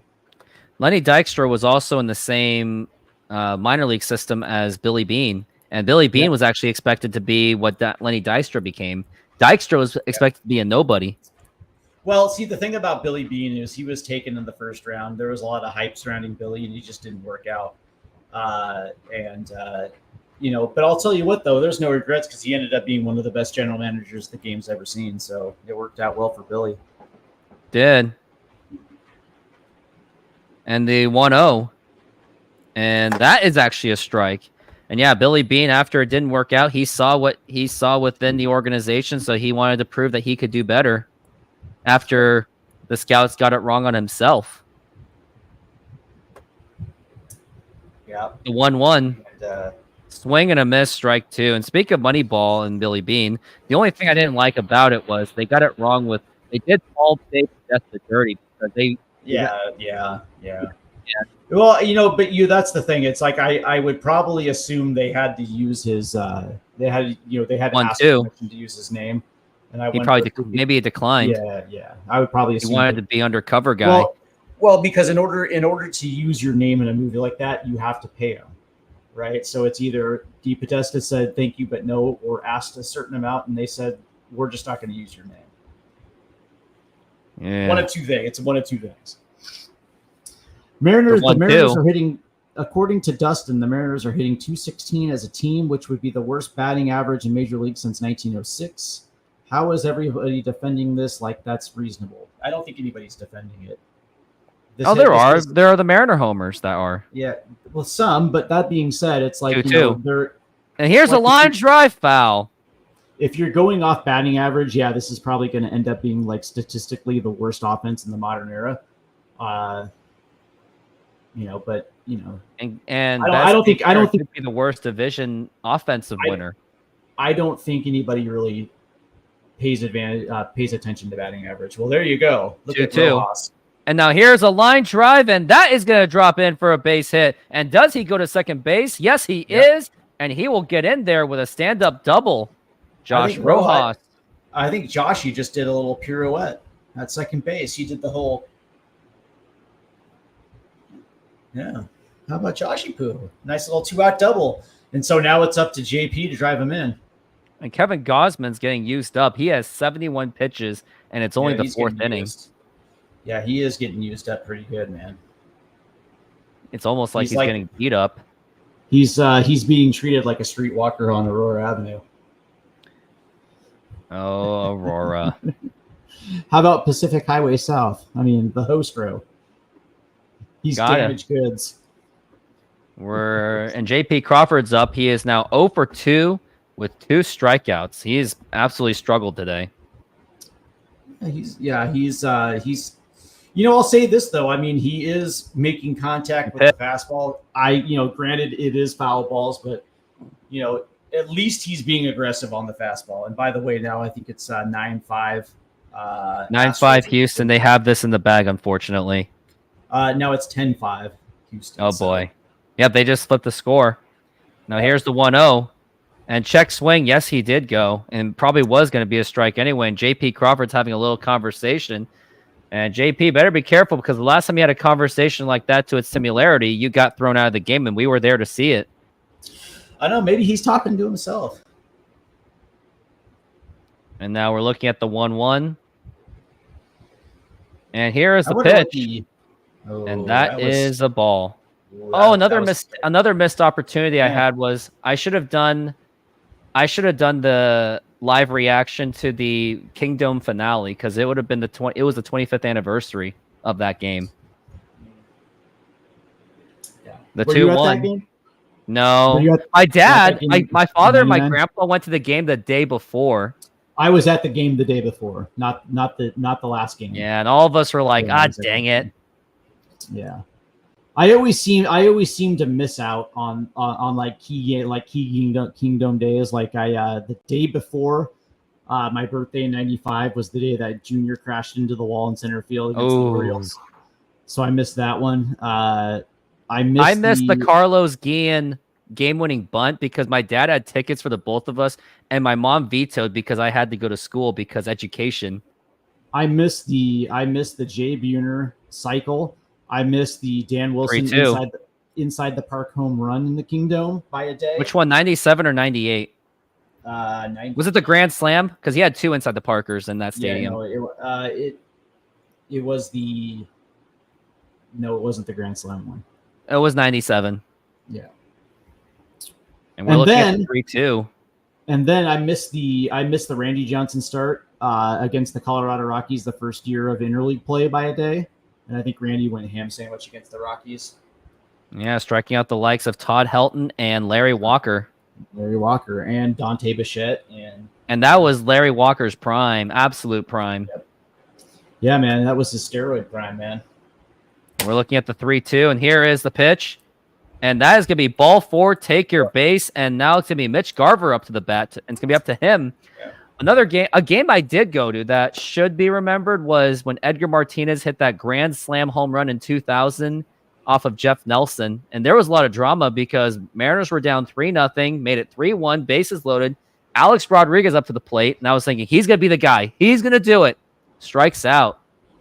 Yeah. And then Edgar is up. He just bombed it. Yeah, I was at Game 4 of the 2000 ALCS where Roger Clemens had a 15 strikeouts. Yeah, and if it wasn't for Al Martin's double down the right field line, it would have been a no-hitter. It would have been a no-hitter. I was like this close to seeing a playoff no-hitter, and I loved watching Roger Clemens pitch live. That dude was fun. Like, I don't care what anybody says, man. Rocket was. He should be a Hall of Famer. 100%. And I don't think it's the steroids that took him out of it. It's just that he has a big mouth. Yeah, I mean, there's here's the thing. I would think that if Barry Bonds, and that's the sad part about it, that baseball writers take it personally. It's like, you got to let that go and just appreciate the skill for the greatness. I mean, they gave it. Ortiz took steroids. It was proven, and they still gave it to him because he's a nice guy. He's a nice guy. And that's the thing. It's like, it's not the steroids. It's the grudge baseball writers have because they remember how big of a jackass he was to him. That's the reason why I believe that Barry will never get in, because baseball writers are egotistical. And we're looking at the 0-1, the pitch, and that is going to be low for a ball. Nearly gets away. I mean, A-Rod also wasn't exactly great with the media, and now he's trying to really make up for it in every way possible. I have never seen a dude flip his image like the way A-Rod has done, because A-Rod towards the end of his career was hated, universally hated. Just the way that he, like, when the steroid thing came out with the Miami debacle, he went on New York radio on Mike Francesca's radio show 1-1, and tried to explain it, but it didn't hit right. Dude, the national media was all down his throat, and then within 5 years, he's out of the game, but he's on now Fox broadcasts, and all of a sudden, everybody likes him. Like, his image, like whoever he just needs Seattle. Now he just needs Seattle's love. Now he's complete. Like, whoever was in charge of his image, that they better have gotten paid good money for that, because now all of a sudden 1-2, he's universal. Nearly gets away, and that's gonna be a 2-2. I was actually the one guy that defended him almost the entire time. Like, as soon as I grew into 18, I started defending him, because that's when I started learning the business of baseball. He could have handled his exit from Seattle, and Mariner fans are still salty at A-Rod, and it's like, he was in town last year for the All-Star break, and it still seemed like there was a lot of frost still. There still is animosity. And it's like, but that being said, if the Mariners reached out to A-Rod and brought him back for an A-Rod day, and he did the rounds. Swing and a miss, strike 3, and that's going to retire the side. I mean, I actually think he's technically eligible to be a Mariner Hall of Famer. Oh, for sure. But I'm just saying, like, if the Mariners reached out and brought him back to do like an A-Rod day, where like maybe they induct him into the Mariners Hall of Fame and he throws out the first pitch, but he does all the local sports radio, and he answers. He's very charming and he answers their questions correctly. Chances are pretty good fans will re-embrace him. Like, that hatchet needs to be buried, because A-Rod is probably the best all-around player that the Mariners have ever had. I mean, we're the two of them that says that we believe that he was actually better than Griffey. And that's including Griffey. Like, he was the best all-around player the Mariners have ever had. And that's saying something, because Junior was phenomenal. Like, Junior, to me, is probably the best power hitter we've ever had. But when you're talking complete hitter, A-Rod was that complete defender playing a prime position at shortstop. He was the best shortstop in team history. 100, like that's not even debatable. Even at least the haters will acknowledge and say, okay, yeah, I hate him, but he's still our best shortstop. But there's actually extreme haters that actually say Carlos Guillen was the best. That's because they're just dumb. The crazy thing is that I remember when we drafted him in '93, and I remember like checking Appleton for the old Wisconsin Timber Rattlers when he was an A-ball. I remember checking box scores to see how A-Rod was doing because it was only a matter of time before he got to Seattle. And I remember when he hit AAA, and I was like, "It's coming, and he came up in '95. He did it. It's coming. And that '96, like he played too much in '95 to win the Rookie of the Year. That went to Jeter, but his '96, probably one of the best rookie seasons. '96 was actually the season he still missed out, and that was technically his rookie season. But Jeter took it because because name. Well, no, A-Rod played too many games in '95. To be eligible. Oh, that's why he wasn't qualified anyway. He wasn't. He actually almost won MVP in '96, but I think he lost to who did he lose to in '96? But that was his rookie year, his first full rookie season. And that is now we're back from the break. Castillo has 6 strikeouts. He's been absolutely on fire. He is now looking at a 1-0 count, and now here's the pitch, and that is a strike, and the umpire kind of gave it to him. Dustin makes a good point. For all we know, from 1930 to 2000, it wouldn't surprise me. The 1-1. Well, I'll break it down in just a second. But A-Rod in 1996 hit 358 with a 414 OBP, slugged 631, slugged 631 with an OPS of 1.045, had an OPS plus of 161. 36 home runs, 123 RBIs. Now here's a line drive, and Canzo makes the catch. 54 doubles. That was an ex-radio host, an ex-player just pointed out that Polanco was popped for steroids a couple of years ago, and his numbers plummeted after that. How did that just go unnoticed when discussing how bad he is? Very well could be, man. I what's funny though is Polanco has already been in the league 11 years. This is his 11th season, so he's already got that tread on his tire. Plus, he's 31, so he's on the wrong side of 30. But that's a very good point, man. He did get popped for PEDs, but at the end of the day, who gives a shit? The pitch. I know. And that's going to be a ball. That's how I felt about Robinson Cano. Like when he was like blasting home runs, especially that 39 home run season, I immediately felt the red flags about him being on PEDs. But that's why he's not that's the reason why he's not a Mariner anymore, is because of that PED suspension that he took in 2018 that left the egg on the Mariners' faces. They got rid of him because of it.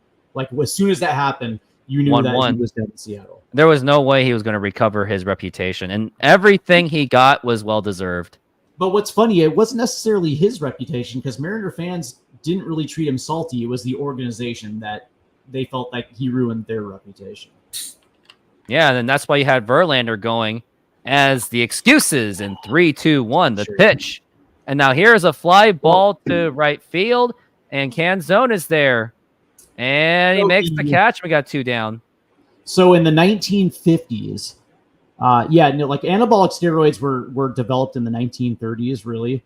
But it wasn't until like the 1950s and 60s that it became prevalent in American sports. And it was because the Russian weightlifting team was dominating weightlifting in the Olympics. And it was over discussion between the Russian head coach and the U.S. head coach, where the Russian head coach drunkenly let him know that they were taking anabolic steroids. And so when they got back to the States, the U.S. coach had a chemist develop a specific anabolic steroids for the U.S. team, which was called Anvar.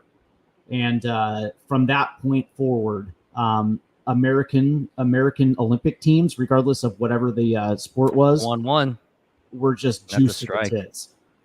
Well, maybe that's an idea. Is I can say how the Cold War. Sorry, it was Deca DeBallin. Yeah. Sorry. We're looking at the 1-2 for Barger, the pitch.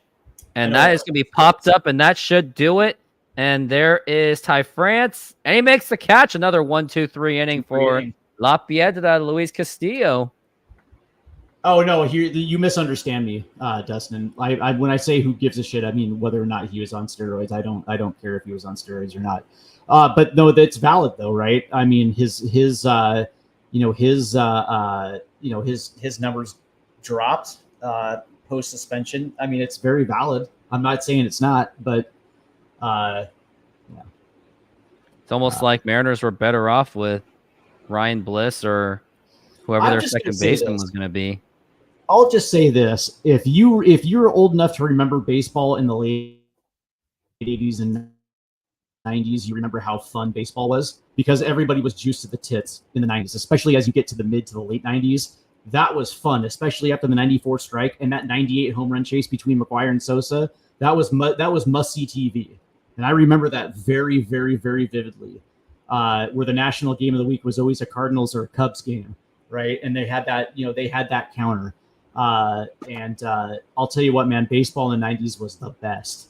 It was fun. 90s and early 2000s. Dude, the balls were flying out of every single yard, and the Mariners were not immune to it. I know for a fact between 1996 and 1999, I know quite a few Mariners that were using steroids. I'm not going to put their names out there, but quite a few fan favorites from that era that were on steroids. But I believe you. Yeah. And I actually have an idea who those names are too. Let's just say I believe one guy took it because he had a terrible injury in 93 through 94 and he had to take something to get himself back. Not going to tell you that name are, but those are the hints, and they actually might be too obvious. Did he come up through the Mariner organization as a third baseman? Yes. So we're talking about the same player. Yeah. Gotcha. But he got away with it. But what's funny though is like everybody wants to talk shit about Jose Canseco, and yet he told the truth through the entire thing. It's like when Jose Canseco started talking, I was paying attention. Because he's not wrong. And yeah, it might have been advantageous for him because he was selling books, but who cares? He wasn't lying. You know what I mean? He got Sammy Sosa said, you guys all mad at me, but everyone else did it and some failed with it. Well, what's funny is like Jose Canseco was blackballed from baseball because of the controversy surrounding him. So he had more of a reason to name names. And Cal Raleigh's looking at a 1-1 so far. Exit velo was 96.3, had a single last time, and also walk in the third inning. The pitch, and that's going to be a ball. People forget that Sammy Sosa was also a member of the Texas Rangers, and I do believe he was a member of the Texas Rangers when Jose Canseco was a Texas Ranger. I think the time frame adds up. That's when. Now here's a fly ball to right field, and that is fouled. It went in the third deck, though. That's when Rafael Palmeiro was introduced to steroids when Jose Canseco was in Texas. I did not take steroids. How dare you? That's what he said.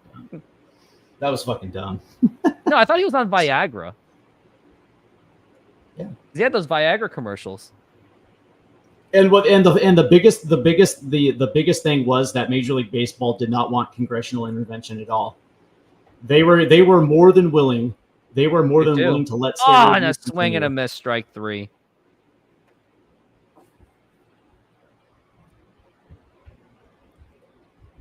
Oh yeah, come on, Dustin.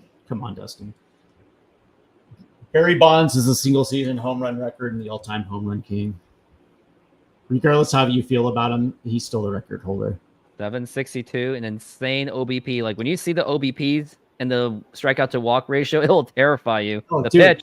Now here's a fly ball. Hold on, and Bichette is going to be there, and he makes the catch. And you were saying Barry Bonds was getting intentionally walked like in the first, second, third inning. Like they were just not trying to face Barry Bonds. That's why Greg Maddux said, "Hey, what do you think of Barry Bonds? Oh, it's easy to strike. It's easy to pitch to him. Just intentionally walk him."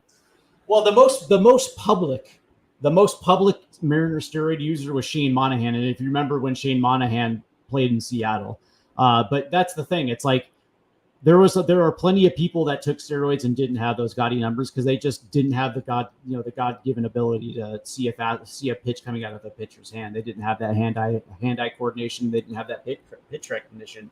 And there's no amount of steroids that's going to fix that. That's going to help, right? 1-0. Yes. And that is a strike, 1-1. Steroids help guys bulk up, but at the end of the day, those guys still had to go out and perform. So Look at Brett Boone. Goes from 19 home runs to 37 home runs. He had to. Brett's a 1-1. great guy, man. I don't, it's like he may or may not have been juiced in 2001, although I've talked to him about it. And he's open. You ask him, he'll tell you.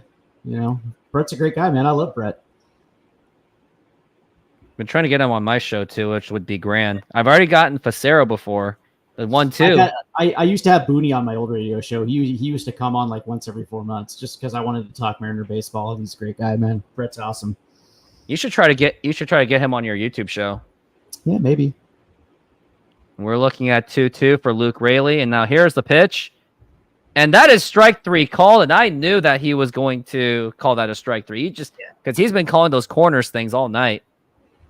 Yeah, the hypocrisy of Major League Baseball was that because of the stars of the steroid era, salaries took off, revenue took off for owners.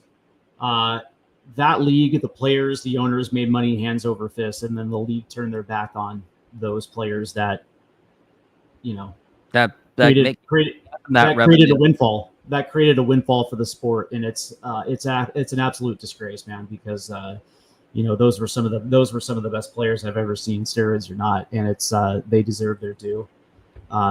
Because they helped resurrect the game after '94. I believe it was. I know Ryan Franklin was part of that steroid list, but who were those 3 that were punished? I would have to go back. And look. As a 4, if you could tell us who that is. Off the top of my head, no, I don't know. Yeah, I know. I knew about Ryan Franklin, but wow, Houston is still playing No Mercy. No mercy. And speak of, I can't wait for the finale of Cobra Kai. Although it's going to be a part 1 thing, which I do like that idea. I do like that they're splitting it in the 3 different seasons, or not 3 different, like sub seasons is what they're doing. Mariners steroids 2005. Oh, let's see. Let's see. Jamal Strong might have been on that. No. Oh, here we go. List of baseball players suspended. Here we go. It was probably a bunch of no-namers. Yeah, and I think that might have been a part of the Mitchell report. Ryan Franklin was suspended 10 days. He took steroids and he was Jamal Strong, Ryan Franklin, and Mike Morse. So that's why Mike Morse had a slow start to his career. Right. There you go, Mike Morse.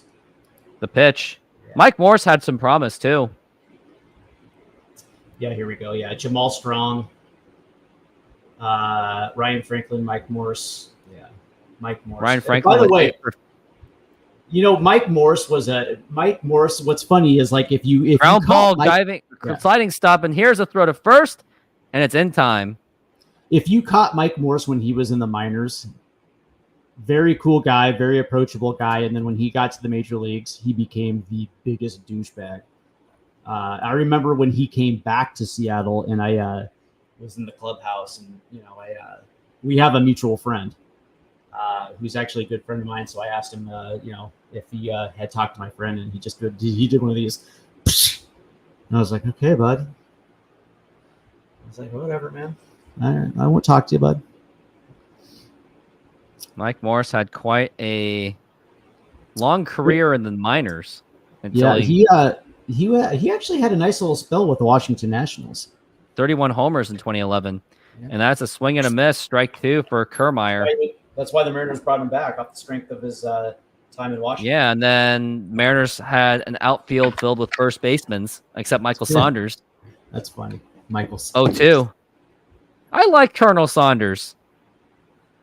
Yeah, Mike Morse was not a good defender. Those were in the Jack Zarenzik days where it was all about bombs and high strikeout rates. Where Zarenzik became desperate for power. The 1-2. And now here's a fly ball to right field. Forget about that one.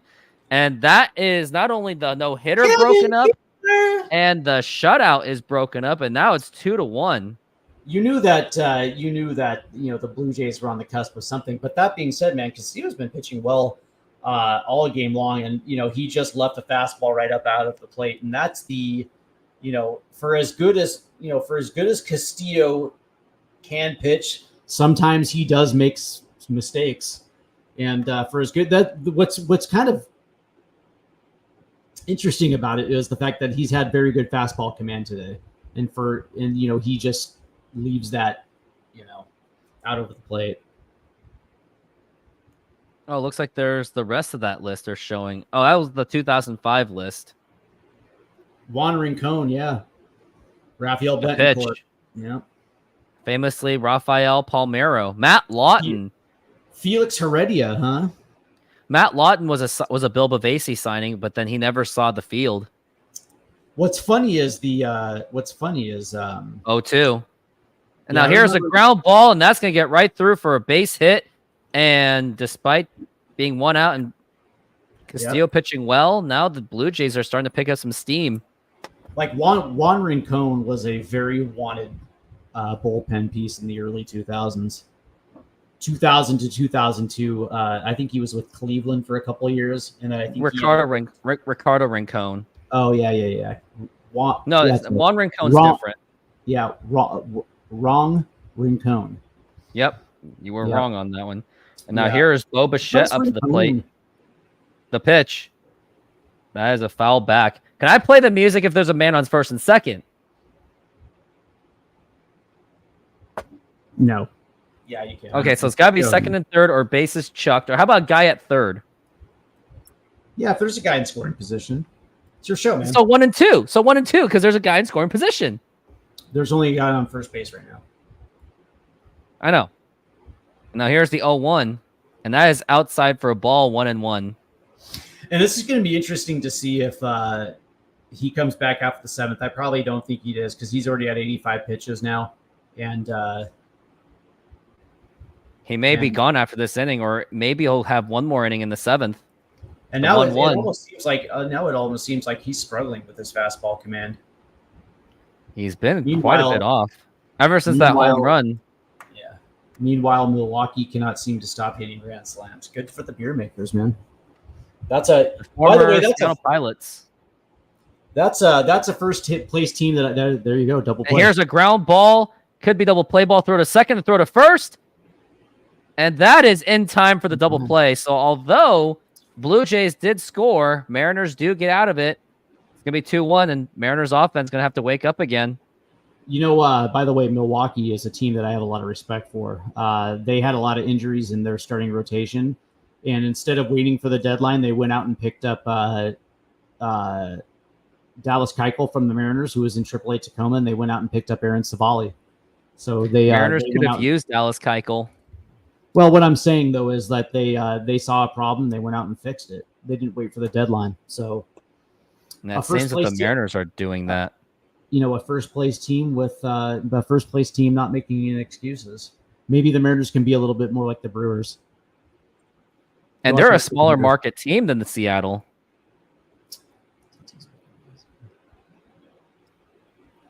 Yeah. Yeah, Tatis. Yeah. I got a theory on Tatis because, what's funny is I can look at a dude and look at his muscle build and I can tell if he's on steroids. You know what I mean? It's not hard to tell when a dude's on steroids because the physique just doesn't look natural, right? But he's a big dude. But Tatis doesn't look like his physique change. The thing about steroids is what they are is synthetic testosterone, and what they do is they move red blood cells through your body, which is why they help you recover from injury so quickly, right? And if you remember, he was dealing with a bad ankle injury that kept him out for a while. And he tried to come back and re-injured it again, and the next thing you know, he's getting popped for PDUs. I think he used them just to help recover from injury quickly. I just saw some disturbing stats, and this is for Ty France. June 1st through July 4th, ranks 46 among qualified first basemen in terms of WAR, negative 0.2 WAR, 84 WRC plus, 149 batting average, 239 slugging, 5 home runs, 1 strikeout, and 0.25%, 24.7% on K rates. It is absolutely time to move on from this guy. Yeah, Ty France is going to either be traded or he's going to be a DFA candidate this offseason. There's no excuse, right? Last year was the outlier year where he struggled. And of course, he did the whole drive-line thing and Mariner fans became gaga. Well, there's a base hit right there for Ty France. Here is Ty France, the pitch. And now here is a line drive, and that is going to drop for a base hit. And maybe Ty France heard my calling on that one, so I'll take that one. Well, he does the whole drive line thing. Fans go gaga over it. They're like, Ty France is going to be back just like JP was. And I was like, well, we'll see. And it really is because, he got away from what made him successful. He thought he needed to hit for more power, and it turned out that it zapped his pull side power. And here we are. His home runs numbers are actually falling because of his attempt to do it. He's nowhere near his all-star levels. And all he needed to do was just continue on. Like you would be able to get away with Ty France being that type of hitter at first base because you were going to get power from somewhere else. But he felt like he had to do it so he can get a contract extension. He felt like he needed to hit for power in order to secure his future, and it worked against him. Now here's a fly ball to deep left field, and that's caught right in the Marine layer. And Ty France has to go back to first base. I got a little bit hyped on that one. Yep, Don Canzone gets caught in the Marine layer. And no, we're not blaming the... Huh? Where's that hard hit from Don Canzone, Mariners fans? You know what I mean? He just needs the right pitch. On this day, Blue Jays, Roger Clemens became the 11th pitcher to record 3,000 strikeouts. Yeah, should have been gone, the Marine layer. And we have a YouTube channel called the Marine Layer Podcast. The pitch. And that is a strike. I'm really curious how much those guys got paid to be on Seattle Sports Radio. Ask him. Send him a DM and ask him. For sure. We're looking at the 0-1, the pitch. And check swing, he did go. Umpire did not even ask. I'm sure since it was only for a day, it was per diem. I would probably assume they didn't get paid a lot. It was all for their publicity, which they should do. I wouldn't do it for free. You're going to get the publicity regardless, but I would not do it for free. And Dylan Moore strikes out. Unless the Marine layer is going to go be exclusively on 710. But why would you do that though? Like, why would you hamstring yourself by going on terrestrial radio when it's dead? You should just keep your YouTube profile. No, I would not. I don't want to be. I mean, they wouldn't welcome me anyway. So, and by the way, Gosman's on 100 pitches. Why? Because why don't you think they would take you? I mean, they don't like. You think they got a thing against Koreans? Yeah, I absolutely think so. The 1-0. Yeah. You don't get paid as guests on radio usually. It's just to plug your stuff. Yeah, if you're a guest, but they were filling in. They were doing the actual show. They were filling in. You don't get paid as guests on radio usually. It's just to plug your stuff. I mean, that's true. But I'm pretty sure, but they were filled in. They were being subs. That's the thing. Well, but that's also not true though. That's also not true. Like when you have like certain national guests from like ESPN, usually it's sponsored by something. And usually, the guest gets a little something on it. And Josh Rojas is on a 1-2. Like when Jeff Passan or what's his ass, Tim Kirchin. 1-2. And strike 3, swing and a miss, and that will retire the side. The other guy, the main baseball guy for the Athletic, who used to be on ESPN, who's on Major League Network, MLB Network. Can't think of his name. Well, figure it out. Yeah, I know. Felnine Celestine looks like he didn't even play today. And I would wonder if they're going to move him up anytime soon to Modesto.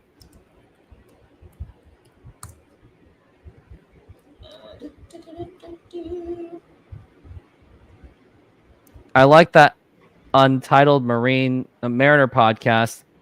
Those guys are funny. So, I mean, the Marine Layer podcast is who you guys like. You guys think they're funny. Okay. Wait, am I funny? Am I funny, Dustin? What about me? Or, okay, have you seen these following? We've got Mariners Mojo, Couch GM, Marine Layer Podcast, Rooftop Sports, Swinging Pod, and Raise the Trident. And East By the Coast way, M's. How about Ken Rosenthal? That's the guy I was thinking about. But by the way, I can't listen to the Marine Layer, and it's not because I don't like those guys, because I know they do a good job. It's just sometimes when I listen to their podcast, I kind of get bored listening to them. I mean, that's why I don't really do much podcasting. You can tell that most of my videos are kind of edited form. Untitled Mariner Podcast. That's cute. I'm pretty sure they named the Marine Layer Podcast. Maybe. Mariners Mojo does it all. They do podcasting and edited form videos. Oh, Untitled Mariner Podcast? I don't know. Never heard of them. I'm sure they do a good job, man. I'm sure they do. I really don't listen to a lot of Mariner podcasts, if I'm being perfect. They're literally at 6 subscribers. The pitch, and that is outside for a ball.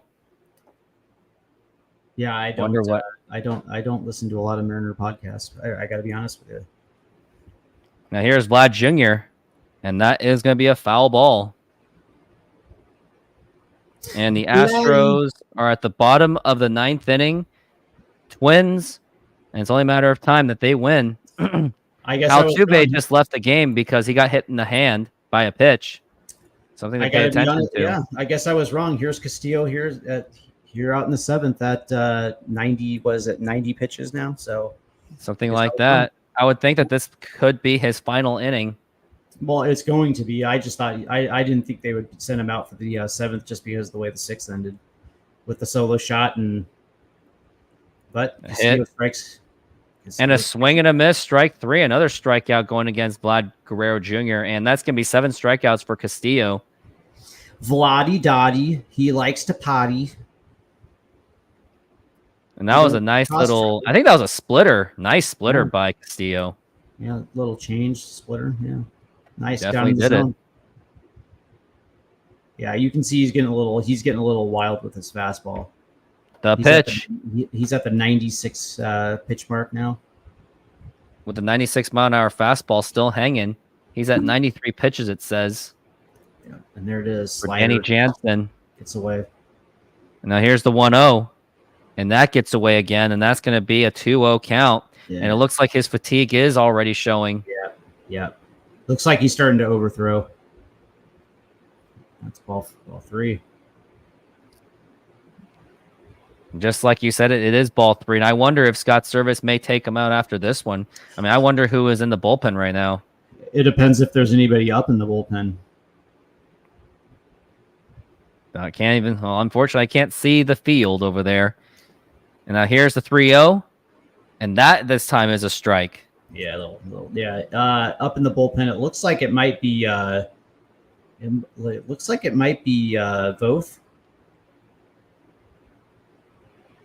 Austin Voth, yeah, the 3-1, and that is a foul ball, and that's now at strike 2. Voth has had a quiet little good year. Well, here we go. The Twins aren't giving up yet. They add a couple more runs. It's 13-8, bottom 9. Too little, too late. 2 out, runners on second and third. Let's go, Twinkies. 3-2.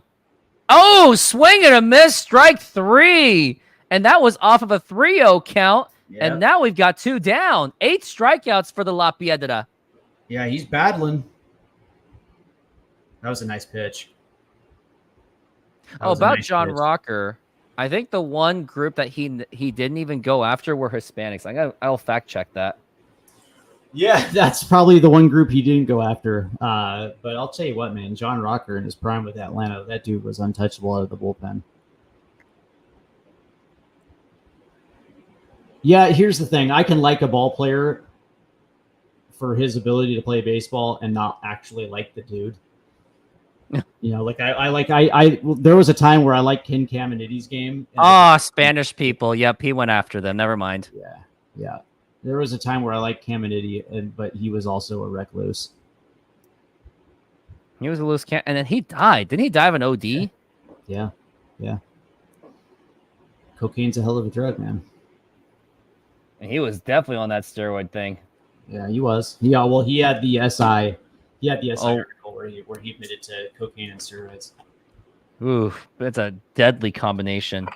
But you know what? His reasoning was valid, though, and he said the reason why he took steroids because it was a difference between putting distance between him and the guy that's in AAA that's wanting to take his job, and it allowed him to get the big contract that was life-changing money for him and his family. 1-2. So I understand. I get it. His reasoning was sound. Caminiti was like, It's a shame because I remember when he signed with Texas. This was in 2001. When it was after A-Rod signed, and then they, yep, and I think they had Sammy Sosa, and they brought Ken Caminiti. They tried to load up, but their pitching was terrible. But Caminiti got thrown out by Mike Cameron early in the 2001 season. That doesn't surprise me. I was at A-Rod's return in 2001. He got all those boos. People were throwing Monopoly money. It was not pretty. He got booed hard. And now we're looking at the 3-2, and now here is the pitch. And that is going to be ball 4, take your base. And I wonder if this is going to be That's it. Yep, Scott Service just gave Pete Woodworth the card, and that is going to do it for Luis Castillo. 104 pitches. I mean, I still kind of question it just because our bullpen just isn't good. If it was 23, I'd have been like, okay, fine. But he has 104 pitches, and that's going to do it. This is the right move. That's the thing. It's like anybody that got on base, he was going to pull him at that point. So good start, man. 6-2. Service is talking to him. He's saying that you pitched a hell of a game. Get out of here. Let's let Austin Voth take care of it, which I don't have much hope for. 6 and he's getting a massive standing ovation. Yep, 6 2/3 tonight. He was he outside of the dinger. He was been pretty goddamn good tonight. This is the Loppy editor that we wanted. Yeah. By the way, the bases are full of Twinkies right now. 2 outs. Looks like bottom 9. Even if they get the grand slam, they're still 1 run down. But you never know. I'm probably going to end up jinxing the Twins, but I'm going to play that game on my app right now on my phone. My thoughts on Cody Bellinger. I would love the idea. I think his bat profiles very well to T-Mobile Park, especially with the short porch in right field. He is a pull hitter. But the thing I also liked about Cody Bellinger is he can play multiple outfield positions plus first base too. So he definitely fits what the Mariners like and want. The how that would have to work is the Cubs would either have to take on Mitch Haniger or Jorge Polanco in the deal just to offset some of the money. The Cubs would have to send money back too, but the Mariners would have to give up a couple prospects. Somebody like Ryan Bliss would make sense, and possibly a guy like Johnny Formello or Johnny Formello's on the ACL tear, so I don't know if anyone's going to take him. Right, but a prospect of that, like maybe Ryan Bliss and Ty Pete. Along with the contract. Cole Emerson. You're not trading Emerson for Cody Bellinger. But but if it's like a salary swap of either Polanco or Haniger, and then you give them Ty Pete and Ryan Bliss, that might do it. We'll have to see. And I'm playing the Houston game on my phone right now. Looks like they're on commercial break at the moment. I would love the idea of Cody Bellinger in a Mariner uniform, but that's the thing. It's gonna take some creativity on the part of Chicago and Seattle. The good news is the Cubs match up very well with the Mariners for a trade. Now, whether Josh Hader is on the mound. Whether that's Nico Horner, Ian Happ, Cody Bellinger, Seiya Suzuki, all of it fits. Austin Voth is on the bullpen. He actually has. Oh, and the pitch and umpire calls for time. Yep. And we got the mustache master. Yeah, this dude's got one of baseball's best mustaches. Davis. His name is Davis. Davis Schneider. Who else could have had a better mustache than him? That's a good question. Who's the all mustache team right now in baseball? Raleigh Fingers is your closer. Yeah, for sure. Yeah, or that's great. Dennis Eckersley's an option. Yeah, that's an option too. Right now, Cap Orders. I'm trying to think right now who's got the best mustaches right now. Oh, and there's a fly ball, and that is going to be a home run, a grand slam home run by Carlos Correa. Yep. Goose Gossage is one. I'm trying to think. Didn't Robin Cap Yount Orders have looks like he one? was on tobacco. The 2-1, and that is a 2-2. And wow. Didn't Robin Yount have a mustache? Wade Boggs definitely had one. Don Mattingly. Wow, Carlos Correa hit a grand slam against his former team and a swing and a miss, strike 3, and that's going to retire the side. And we go to the bottom of the 7th inning. It is stretch time. Everyone get up on your feet, and it is time for the 7th inning stretch. Take me out to the ball game. Take me out to the crowd. Buy me some peanuts and Cracker Jacks. I don't care if I ever get back. So let's root for the Mariners. If they don't win, it's a shame. It would be a shame because La Piedra was on fire. 4, it's 1, 2, 3 strikes. You're out at the old ball game. And let's take a look and see how Minnesota is up to. They are now down to their final strike. Well, they sure did mount a good comeback. Right. What the Mariners need right now specifically is an insurance run. They could use one more, they could use 1 to 2 more runs right now. Although, Mariners are pretty good in 1-run ball games this season. It would be nice to have. Oh, and Minnesota's comeback just got halted. And that's going to end the ball game. But Mariners still, though, have to win. They mounted a nice little comeback, man. They really did. And going back to Dustin, yes, they could have signed Bellinger in the 2023 offseason, and you would have been much cheaper without giving up Eric Swanson for Teoscar Hernandez.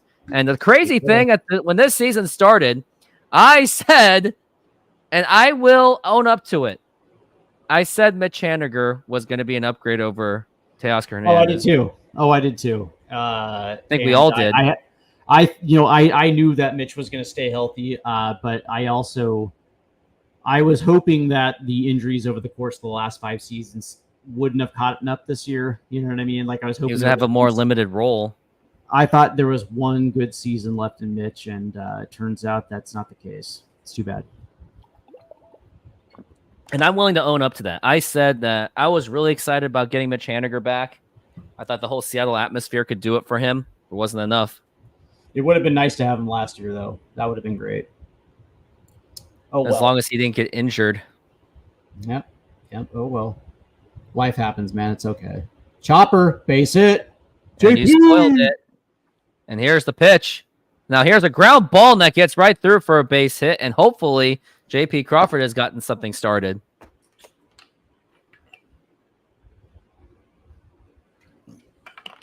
Maybe we forgot Mitch Haniger is missing a testicle. Oh, come on. Oy. Don't bring the man's one ball into it. I remember Leave Mitch Haniger's one testicle alone. I remember that. That was gnarly.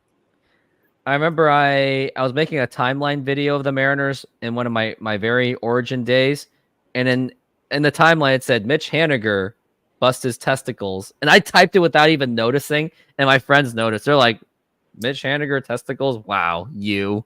And I typed it as if it was like, I was like just absolutely like professionally saying it. Fastball. Come on, Garver. That was a fastball right down the pipe. That was your pitch, Garver. So a lot of Mariners fans forget that we used to have a player by the name of Joseus Manzanillo who never wore his cup. He didn't like wearing his cup. And Adrian Beltre never wore a cup.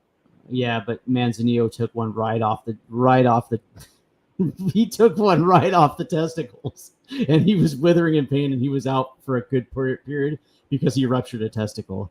Like that is pain at a level that I wish upon nobody. So painful that I had to watch Mitch Garver strike out at the same time when you said that, and that's going to be one down. Yeah. Yeah. It's like you got to wear a cut, man. You can't just, I think Adrian Beltre took one of those too. You can't just be out on the baseball field just free balling it like that, man. You got to have some sort of protection there because you can apparently rupture the Mariners historically have more ruptured testicles than playoff appearances. That's bad.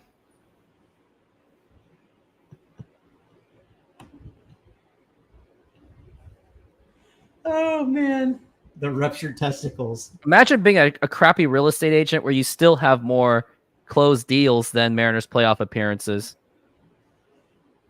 Everybody keeps asking what's going to happen first, the Mariners World Series or the Sonics coming back, and I always just say the Sonics coming back. Sonics coming back is probably still the safer bet. Mm-hmm. Or Sonics winning a championship. The 2-0. Just Sonics. And that is a strike.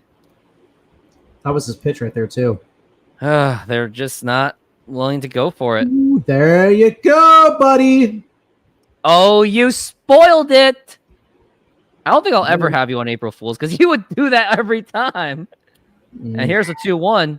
Now here's a line drive base hit to right field, and I wonder if that's going to give him the third base. And here is the throw to third and cut off because JP ain't challenging. Nope. Smart base running. Smart base running, but now you have 2 on with 1 out, runner in scoring position. The great Julio Rodriguez. Oh boy, Julio is up. And I'm wondering, it looks like Toronto's gonna keep their pitcher in here. They're just gonna talk about how they're gonna. He thinks Christ will come before the Mariners win. That means we're all dead. You think Christ will come before the Mariners win a championship? Well, I would actually say Mariners championship before Christ comes back. But I understand. Do you know there'd be a lot of jokes before we all die when he comes back? There's gonna be the last Twitter jokes. I think that would be actually kind of cool if, like Jesus returned and then he became like a mega star like Taylor Swift. Like, the whole Family Guy thing turned out to be like legit. That's funny. So Jesus, what have you been up to? He's like, yeah, I resurrected River Phoenix from the dead, and then we went to the Viper Room, and then he OD'd again. Of course he did.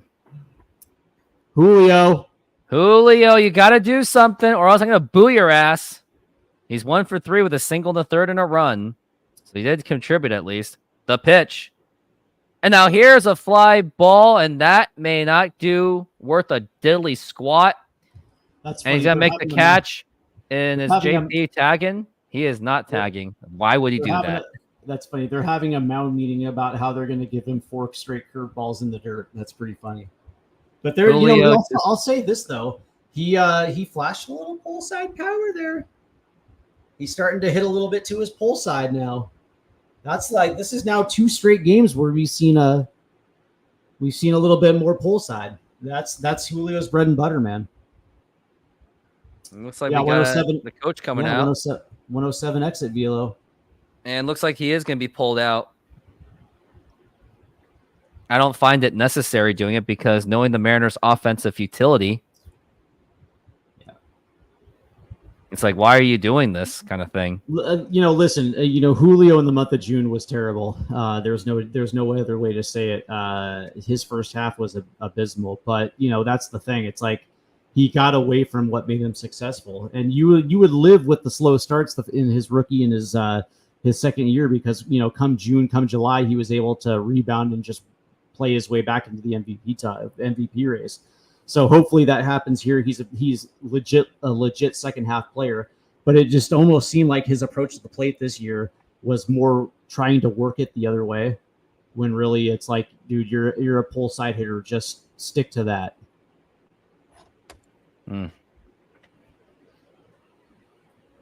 That's the thing. We just don't have the coaching to remind him that.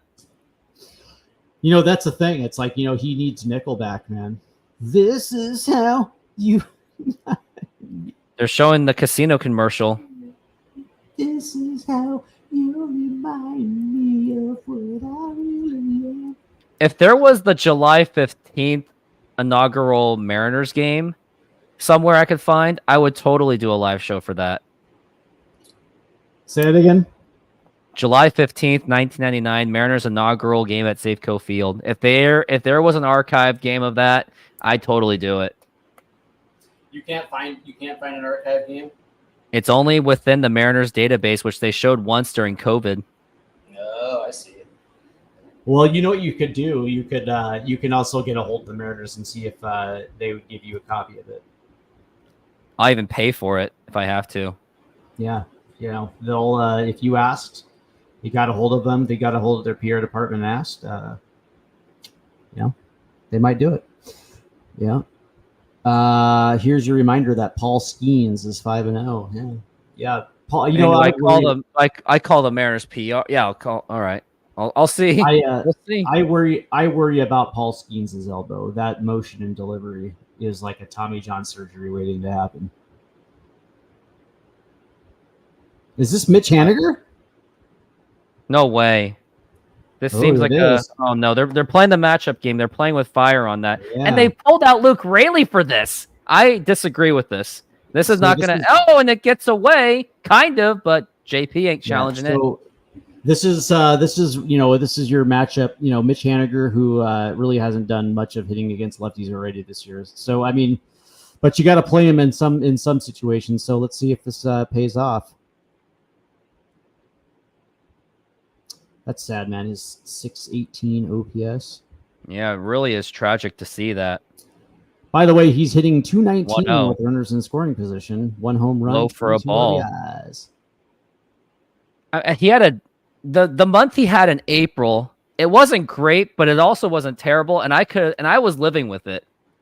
Right. Well, he kept saying that he, wasn't there yet, and I was like, well, Mitch, when are you going to get there? Apparently that never came to fruition. Ground ball foul. What's with all these Mariners doing that big talk and no walk? Like Julio is the definition of a big talk, no walk. Yeah, and Mitch was out in front of it, and yeah. I don't like that this whole matchup thing because they're so scared of letting Luke Raley hit against lefties. They're just allergic to it for whatever reason. Ooh. And he hit his foot. Dude, yeah. Here is the 2-1. And here is the pitch. And he watches it for a strike. 56 career home runs at T-Mobile Park. They're trying to tease something. But yeah, by the way, that's why Root Sports bugs the shit out of me. It's like, what does that have anything to do with this current at-bat? FSN did the same thing with Ken Griffey Jr. in 2010 when they were trying to tease him doing a walk-off home run. And right there is the problem, right? He gets a fastball down. And that is foul ball. See that if that's 2021 Mitch Haniger, that thing goes bomb. Yeah, or that goes into the gap somewhere, right? That was his pitch down low, fastball down, and he can get extension. It's just tragic to see this happen. There it goes. Check swing. And I think I know the idea of this. And here's a 2-2 pitch. And check swing. Did he go? He indeed did. And we can all say that it's safe to say that pinch hitting Luke Raley was an atrocious idea because they're playing with the matchups. But we got to see how Luke Raley at least does against these lefties. Well, listen, I'm the biggest Mitch Haniger dude in the world. I love Mitch to death. But, the thing about it is it's like he gives you 0 right now. And that's the thing is I'd rather Luke Raley go lefty than take the bat out of his hand for a dude that literally is giving you nothing. Yeah. Why? Of course, Mitch would pick it up. Why? He has every reason to pick it up. He's got an opt out, and why would he opt out to go onto the free agent market where he's not going to get anything close to 16 million? So yeah, of course, he'd be a fool to pick up to not pick up the option, which is why the Mariners, who are very good about their salary payroll issues, I would probably think they're going to try to get out of that contract as quick as possible. I just wonder how they're going to. And I'm looking at the splits between lefties and righties this season for Luke Raley. He's batting .222, but he only has 36 at bats versus 182 against righties. I mean, I still think that he should still be used, and he should. The thing is, those numbers don't really mean anything. It's just that they're not using him enough, and I think they should let him. They should use more of him. But that whole lefty righty matchup is just very. Yeah, the biggest reason why I don't like this, on top of the fact that Mitch Haniger is literally Ryan Stanek's on the mound. Ugh. But Let Austin both pitch one more inning. Dang it! But the other thing I don't like is that they pulled Rayleigh's glove off the field, and now you're going to be dealing with what, Mitch Haniger in left field, or unless you swap Canzone from right to left. Yeah, that's funny, Riley. That's incredibly funny. And the sixth option is giving your social security number to Zafori. I wonder if it's because Barger is a righty. No, they're both righties, so it doesn't really matter. But I don't see the reason why. I don't understand why you're pulling Austin Voth after just 4 pitches, literally 4 pitches. Like, I don't understand that. Yeah, well, and what I'll say this, man.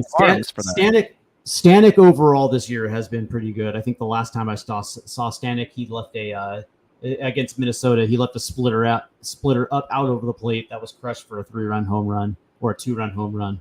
That gave. That's not the problem. Like, even if Stanek was pitching like a 1 ERA, I'd still be against this move.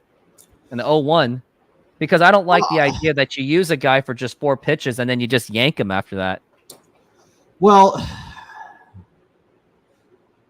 yeah, the thing is they don't want to give high leverage innings to both, which is probably why they didn't want to have him come back. 0-2.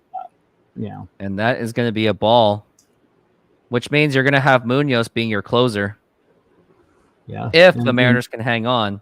And my issue with that is you always worry about Munoz's back issue, because that has zapped a lot of MPH off his.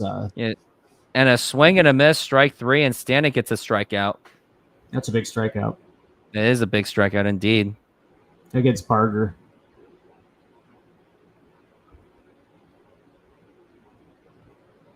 Beautiful 98-mile-an-hour fastball by Stanek. Yeah, he did pitch yesterday. And now we're looking at the next second batter. Now here's the pitch. And Ernie that Clement. is going to be outside for a ball. I wonder if Ernie is related to Matt or Jeff. Excuse me. Ground ball. Clement? Yeah. Ernie Clement. Let's look it up. I wonder if he's related to Jeff.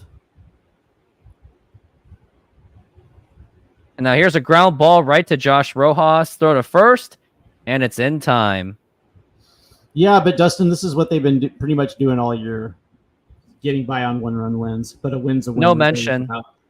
There's no mention of Jeff Clement. Yeah. Regardless of how ugly it is, a win is a win. Did you have high hopes for Jeff Clement back then? Yes and no. I like the fact that he was a. I like the fact that he was a college. He was a college guy. I didn't like the fact that the Mariners rushed him through the minor league system. But when he got to the big leagues, it was obvious that he was punching way above his head. You have no surprise that he flamed out, but it was yes and no. Clement actually had 2 home runs and just 16 at-bats. The 0-1. Now here's a ground ball right to J.P. Crawford, the throw to first, and that is in time. A 1-2-3 inning for the Mariners, and for that next inning, if it's 2-1, do you continue to use Stanek on the fact that he only had 8 pitches, or do you bring in Munoz? They're probably going to go with their closer. Realistically, who do they get at the deadline? I know that a lot of guys want big names like Pete Alonso or even Luis Robert Jr. But don't be surprised if the Mariners end up with guys like Lamont Wade Jr. in San Francisco, Mark Canha in Detroit, or even Michael Conforto. Those type of guys that do raise the floor of this team, but don't necessarily cost a ton. Yeah, Jazz Chisholm. Go cheap. Jazz. Jazz Chisholm has some nice versatility. Yeah, but here's the thing. I mean, a guy like Lamont Wade Jr., if you're looking, like, he doesn't have a lot of power, but that dude gets on base a lot, doesn't strike out a lot either. That's why I like Nico Horner because, yeah, he's playing at league average, but that dude does not strike out a lot. Makes a lot of contact, and that's what the Mariners need, dudes that make contact. Unless Mariners somehow teach them how to strike out again.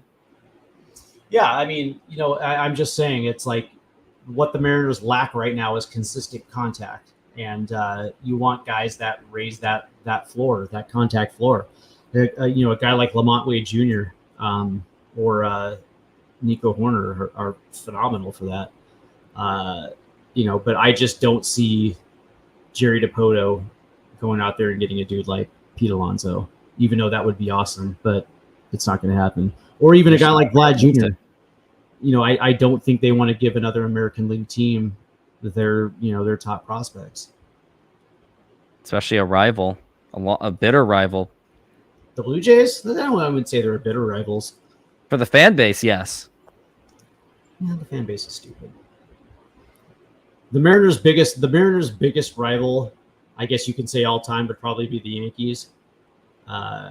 Based on the whole Griffey situations. The only reason why the Blue Jays are rivals is because they met in the playoffs a couple of years ago. And that was the season where Vlad Jr. said that was going to be the movie. And he failed to deliver on that. Yeah. And now Pop is now in the bullpen. And yeah, I agree with Dustin. I don't see that trade happening. I don't think so either. I could potentially see it like Luis Robert Jr. though. And also, the Mets really do have big money bags too, under the ownership of Steve Cohen, who actually tried to bail out one of his friends he used to own Melvin Capital and the 0-1. And that's going to be a pop-up, and there's going to be a little bit of a collision course happening, and third baseman makes the catch. Yeah, what happened was Melvin Capital, the guy of Melvin Capital tried to short GameStop stocks, and he lost everything because of it, because he bet against the company. Gabe Plotkin, was one of Steve Cohen's friends. The problem with Rooker is you would have to trade Oakland top prospects for a dude like Rooker, and I don't. And Oakland knows how to guilt people into that. I don't think the Mariners are going to give Oakland our top prospects either. So no, because Oakland knows how to mold those players. I could be wrong, but even but Brent, that's my biggest problem with Brent Rooker is the fact that he's not that great a defense. No, he doesn't really have the defense. Right. The 0-1 pitch to Canzone, that's gonna be outside for a ball. But something must be done, and I think. Realistically, I think it'd be Chicago or the Marlins are probably going to be the easiest teams to negotiate with. It all depends on how the White Sox try to sell Robert Jr. Are they going to try to trade him as an all-star center fielder, which in Seattle he won't be? But also, do you want to take on a dude that is constantly 2-1? Those are the type of trades that get GMs fired. Luis Robert 3-1 for Dominic Canzone, so he does have the advantage. I mean, I think this could be his opportunity where he might get a meatball pitch right for him because, I mean, Pop has got to pitch a strike. The Mariners could have traded for Reyes this year. 3-1. Swing and a miss, strike 2. Yeah, but that's the thing. It's like Luis Robert has only one season in which he played over 100 games. That was last season. Yeah, he's missed a lot of time, especially this year. It looks like flick of the switch has spoiled it to me that looks like Canzone struck out. I'm going to guess that he struck out. And for the formality, here's the 3-2 pitch. And a swing and a miss right down the middle, strike 3. And once again, this is really proving that Mariners offense is completely nowhere near in contention. The reason why I think the White Sox will is because they have one of the worst farm systems in baseball, and they just need talent. They just need some kind of hope. They do. They need talent. That's what they do. That's what they need. And I think he gets moved. It just depends on what the asking price is. Here's Dylan Moore, and check swing. Did he go? He did not. That's going to be a ball. Demo. And to think that the Mariners are already on 2 outs. Well, you know what? With 8 home runs, 26 RBIs. They need. Yeah, I mean, they definitely need a insurance run. But that being said, though, they still got the 1-run lead.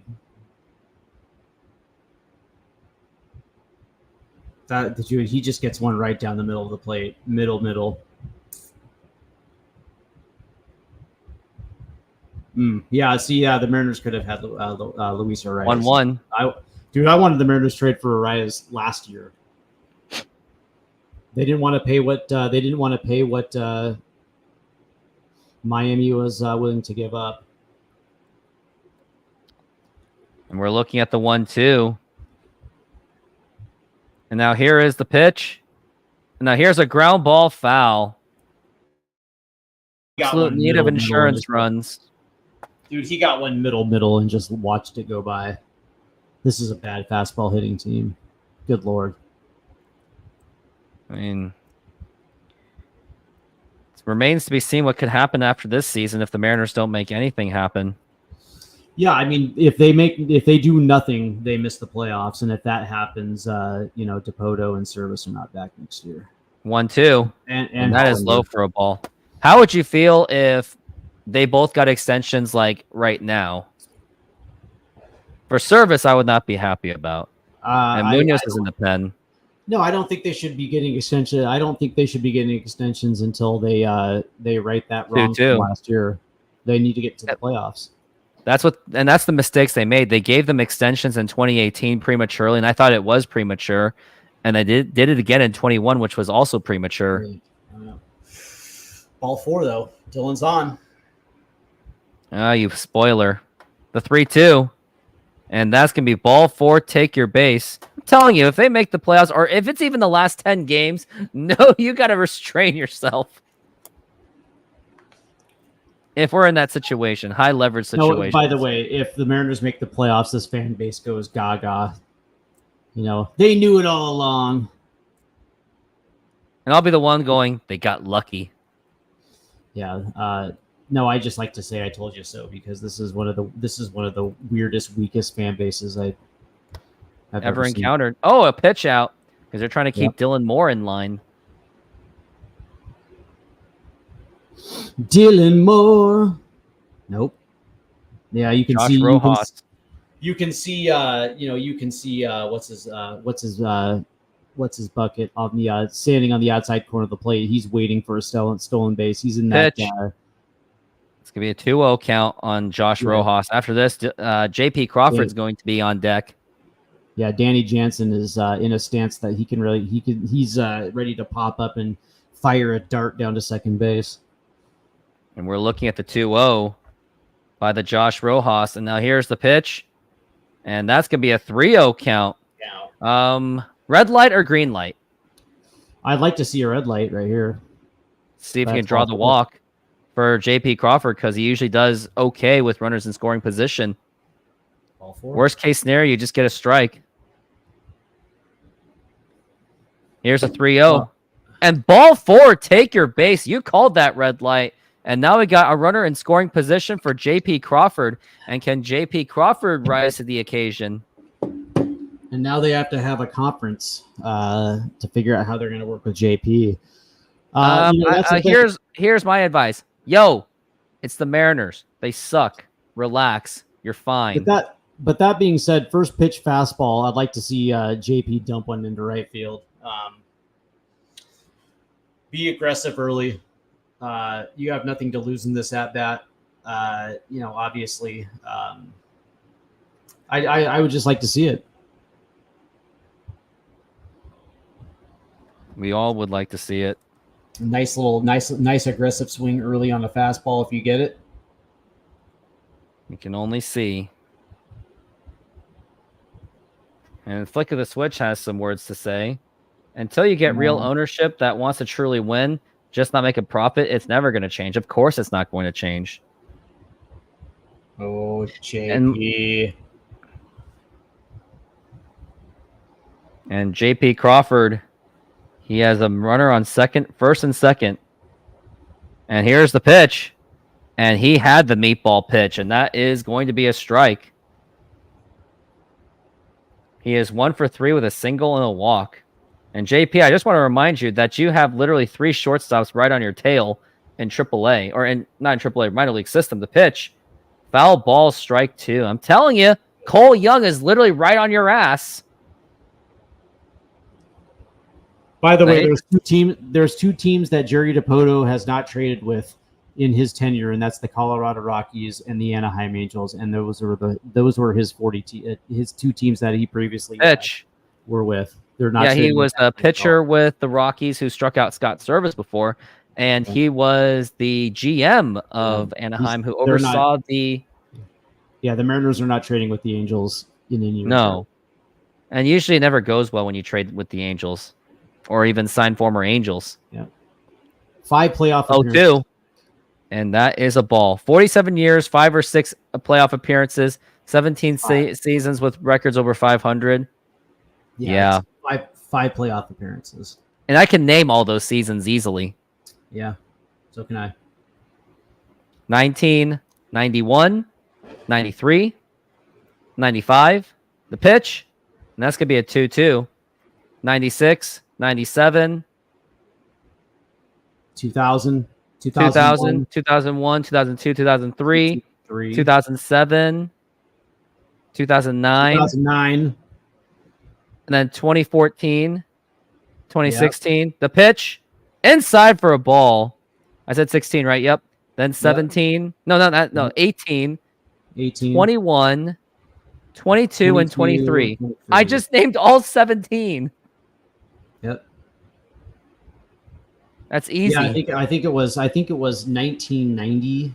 The 3-2. Well, because I know they finished 5. They finished their first season when they 83 and 79.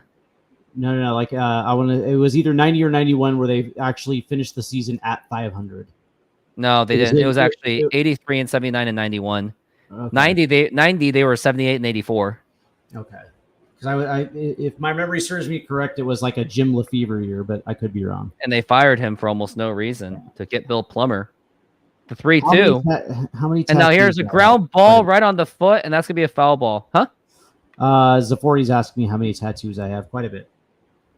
And the other mistake the Mariners made was they traded in a package for with Mike Jackson, which got them Kevin Mitchell, and he was overweight, and even Sports Illustrated pointed that out at the beginning of the season as a concern for 92. And Mike Jackson was a bullpen depth. And we are looking at the 3-2 for J.P. Crawford. And here is the pitch. And up high for ball 4, and the bases are loaded for Mitch Garver. Yeah, let me express my feelings on that. Mitch Garver having the bases loaded. That's exactly how I feel. We'll see. All we need is a base hit here that scores 2. Base hit. Anything to score anything. I don't want to rely on Andres Munoz for a situation like this. And this is why I did not want him at number 2. Like, number 2. Ooh! Boss. And no! Ooh. Stop it! Unless you're tricking me. It's nothing. It's nothing of consequences. And now here's the pitch. And now here's a fly ball to left field. And I'm sure Dave Sims crapped his pants when that hit happened. And that's going to retire the side. And looks like Andres Munoz is coming on the mound, which to pitch to Horwitz, Bichette, and Guerrero Jr. So you kind of have. So you have to. Yeah, this is it, man. So let's see if he can get through the go 3 up, 3 down, and let's get this one in the books. I better go to the bathroom before I. SeatGeek is a mobile ticketing app for sporting events, concerts, and other events. They make the buying experience easier by the app ranking each ticket from 0 to 10 to see if you are getting a good deal, and you can see exactly where you are sitting. I regularly use that app, and I have had nothing but a fantastic experience with SeatGeek. Use my promo code RooftopSports to get $20 off of your first purchase. Link to the code, app, and website will be in the description, so take advantage, and thank you. Yes, sir. Yes, sir. Make sure that you, if you're looking to go out and enjoy any entertainment, whether it's a baseball game or whatever the hell it is that you guys prefer, use the promo code Rooftop Sports and get $20 off. But we go to the bottom of the ninth. The top of the ninth. and of course, Andres Munoz will come in to try to close this thing out. I will say that this game, for the most part, for me at least, is all about missed opportunities because the Mariners have had multiple innings with runners in scoring position. They were only able to cash in once, but then again, they're also leading 2-1. So you had a very good starting pitching performance from Luis Castillo that kept this team basically kept this score within one. The Jays actually have this started the heart of their order coming up. So we'll see. We'll see what Munoz can do, and we'll find out. We'll find out very quickly what kind of velocity he has on that first pitch. But everything's set up for him to shut the door on the Blue Jays, and that will make 2 in a row. If they win tomorrow, that is called a winning streak. So let's get some hustle and jack it up a little. We're not the same club as we were last year, Skip. Taylor, it's not your job to make any excuses, and that's all you ever do. It's not a leg thing, or a spiritual thing, or a psychological thing, or a heart attack. Who used heart attack? Me. And that is a strike. Yeah, that was a nasty pitch to start that sequence. Little slider right there at the bottom of the zone right there. And we're looking at the 0-1, the pitch, and that is going to be a ball. 1-1. Yeah, the thing that always bugs me about Munoz is the fact that he just seems to throw a lot of pitches every time he goes out there. Some outings are really good, and some outings are kind of iffy. He's a very springy guy. I just never thought of Andres Munoz as a closer. I didn't think he had the makeup to be a closer, but here we are. I mean, we had closers like that. We had Kendall Graveman. We had Paul Sewald. Yeah, that would have been nice had they kept Paul Sewald for the second half last year. But I was pissed when that trade happened. Well, because they sold. It was a sell. They did nothing of consequence. They sold. And, they ended up with Dom Canzone. 1-2. And that's going to be a ball. I mean, the only good players we got out of it was like Josh Rojas, but Brian Bliss, as good as he kind of is, it's still questionable if he could actually sustain that. Yeah, and now he's not even playing. Yeah, he's on the roster, but he's barely playing. 2-2. Here's a ground ball right to second base. Dylan Moore to throw to first in time. Got 2 outs to go. I'd rather see him in Tacoma getting regular at bats, to be honest. Well, you have to because that's what they're doing to Tyler Locklear because they don't want to stunt his reps, and now Bliss's reps are pretty much gone. Yeah, I just there's no reason of keeping a young prospect on the major league roster if you're only going to play him once a week. What I would do is either call up Cade Marlowe or Samad Taylor, the pitch, and that is going to be outside for a ball. And yes, that was a pretty unstoppable duo of Munoz in the 8th and Sewald in the 9th. That was a nasty combo that we all took for granted. I've just never been a fan of the way Service deploys his bullpen to begin with. Anyways, for a team that lives and dies by analytics, it's funny how they use Sewald. Ooh, that was nasty. That was nasty, Peter. That pitch was nasty. And we got a 1-1 for Bo Bichette. And now here is the pitch. Swing and a miss, strike 2. That was nasty. Chopper. And you spoiling things. I'm way behind, obviously.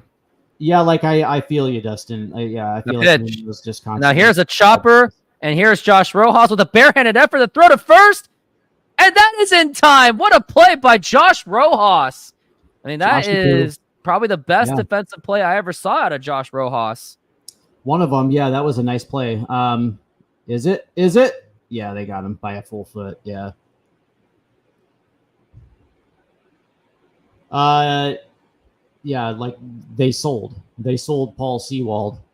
100% they sold at the deadline, and they got a quad A outfielder in Dom Canzone. They got, I'll admit it. I wasn't impressed with Rojas last year, but he's clearly the best player. The pitch to Guerrero, and that is a strike. We got 2 strikes to go. Fans are up on their feet, and Hopefully the I was wrong Mariners can about Rojas. survive the flood attack of the Toronto Blue Jays.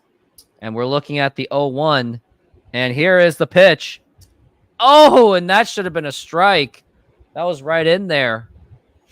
And the thing about Vlad Guerrero Jr., like, you do not want him. You don't want to give him anything easy because he can easily tie this game, even with 3 strikeouts in his belt. And here's the 1-1, and that is up high for ball 2. Good news is, though, his fastball is topping out to a 99-mile-an-hour fastball because we usually saw a 97. There it is. And we're looking at the 2-1.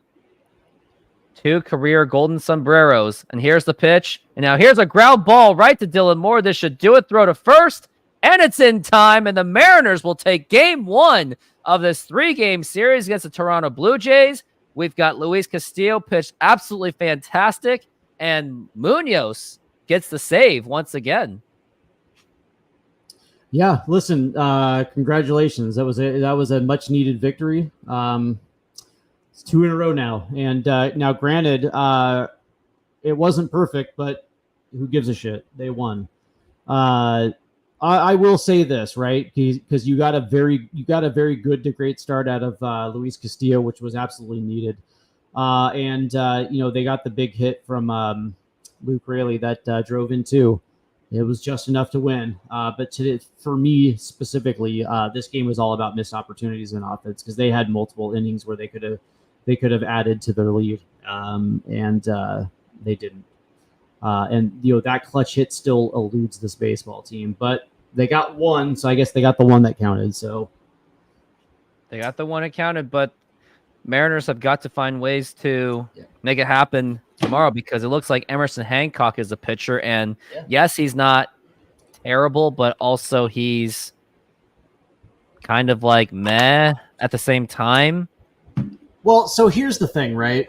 I want everybody to get off Emerson's dick for just 30 seconds, because here's the thing. Outside of that start in Milwaukee, granted that was a bad start, he's actually pitched well this year, to the point where every time he's gone out there, he's given this team, he's given this team good starts and kept the team in the ball game good enough to get wins.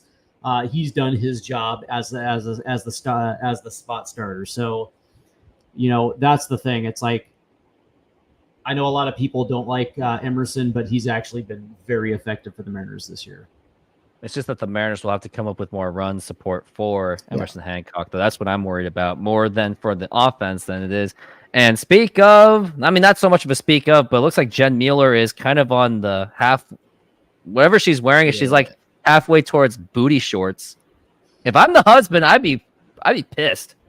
I don't know, man. I get the impression that Jen is just thirsty.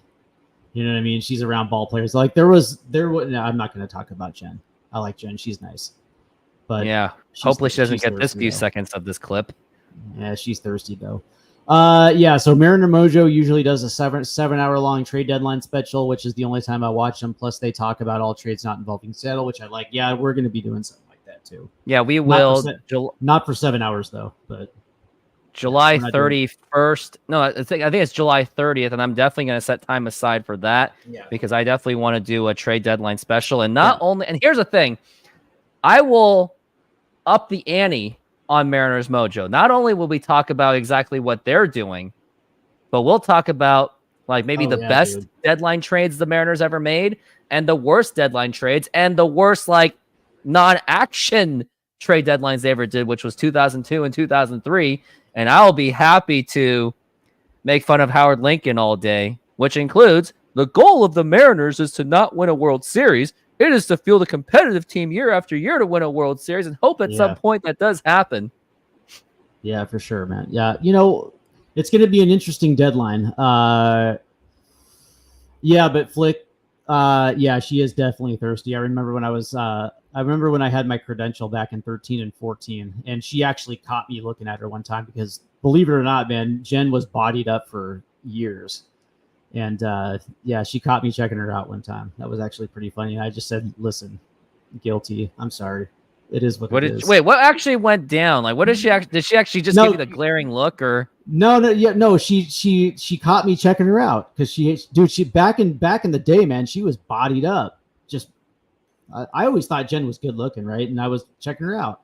She was like, "What's up?" And I said, "Guilty. You got me." Yeah. I hope she's at least nice about it, though. She was decent about it, but she definitely caught me checking her out.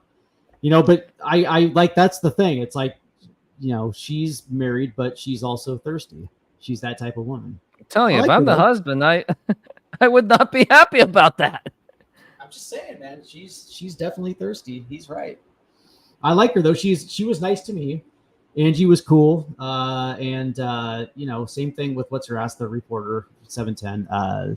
Shannon Dreyer. There you go. She's cool too. But yeah. Anyway, Angie Mentic, the other one. Yeah. By the way, Angie, before she was Angie Menting, she was Angie Arlotti. Yep. Oh, and dude, I got stories about Angie Arlotti before she became Mrs. Menting. But was Arlotti was that the maiden name? Yeah, that was. She used to be a softball player at the University of Washington. But yeah, dude, she made her rounds in Seattle sports. I'll just leave it. Okay, that's fine. But I'll say this about the deadline: it's going to be fun, and I think Mariner fans are going to walk away happy because there will be upgrades. 100%. And hopefully we can. And I already got my day off lined up for that, and I'm sure you're going to too, because I definitely want to do like a long special of doing this trade deadline. Sure. It'll be fun, and I definitely want maybe get more people involved. And no offense to Mariner Mojo, but I want to give you guys a run for your money. Competition, yo. Oh shit. I'll say this, man. It's all good fun though. And that's the thing. Yeah, of course, man. You want the views, and that's important. But the other thing is that you also want to put a solid product out there, and give them a little run for their money. But we're all a YouTube community, so it is what it is, man. One of the other goals I have, and I can name all different goals without saying money, is one of them is bring all Mariners YouTubers all together into a baseball field so we can either play wiffle ball or softball with a huge barbecue full of burgers and sausages and pork and buns, everything. That's the dream. But that's going to take... Yeah. It'd be a lot of fun. It'd just be a matter of where it's going to be and if everyone's willing to.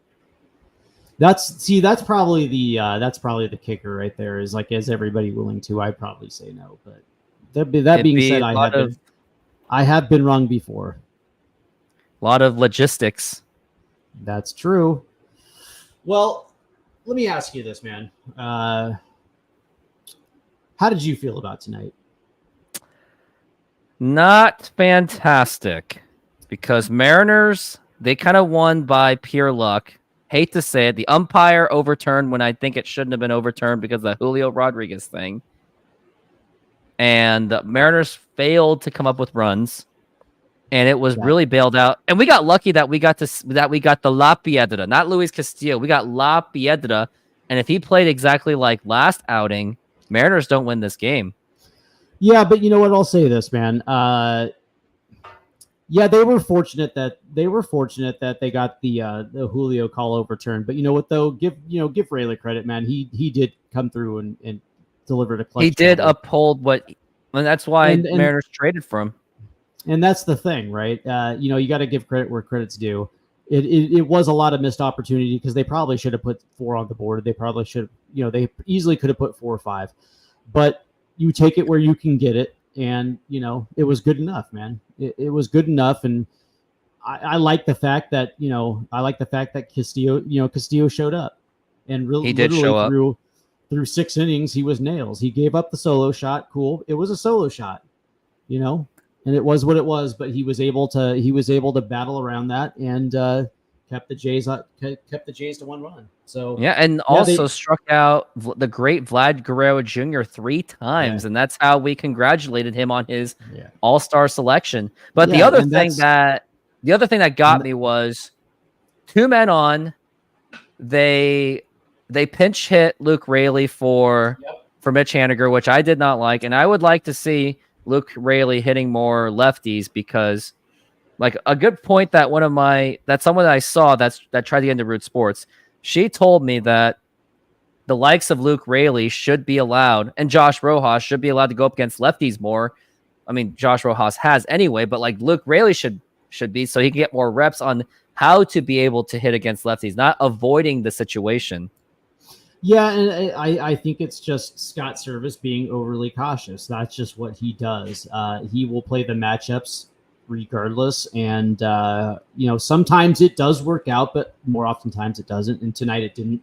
I didn't like the idea that you're going to lift Raley from the game, especially considering he was the one that drove in your 2 runs. But now you're sacrificing defense for Mitch Haniger, who at this point literally gives you nothing. That was, to me, was the only call that I found super questionable. You could say, bringing in Stanek in the 8th, but that being said, man, Voth went out there in the 7th and did his job, and Stanek went out there in the 8th and did his job.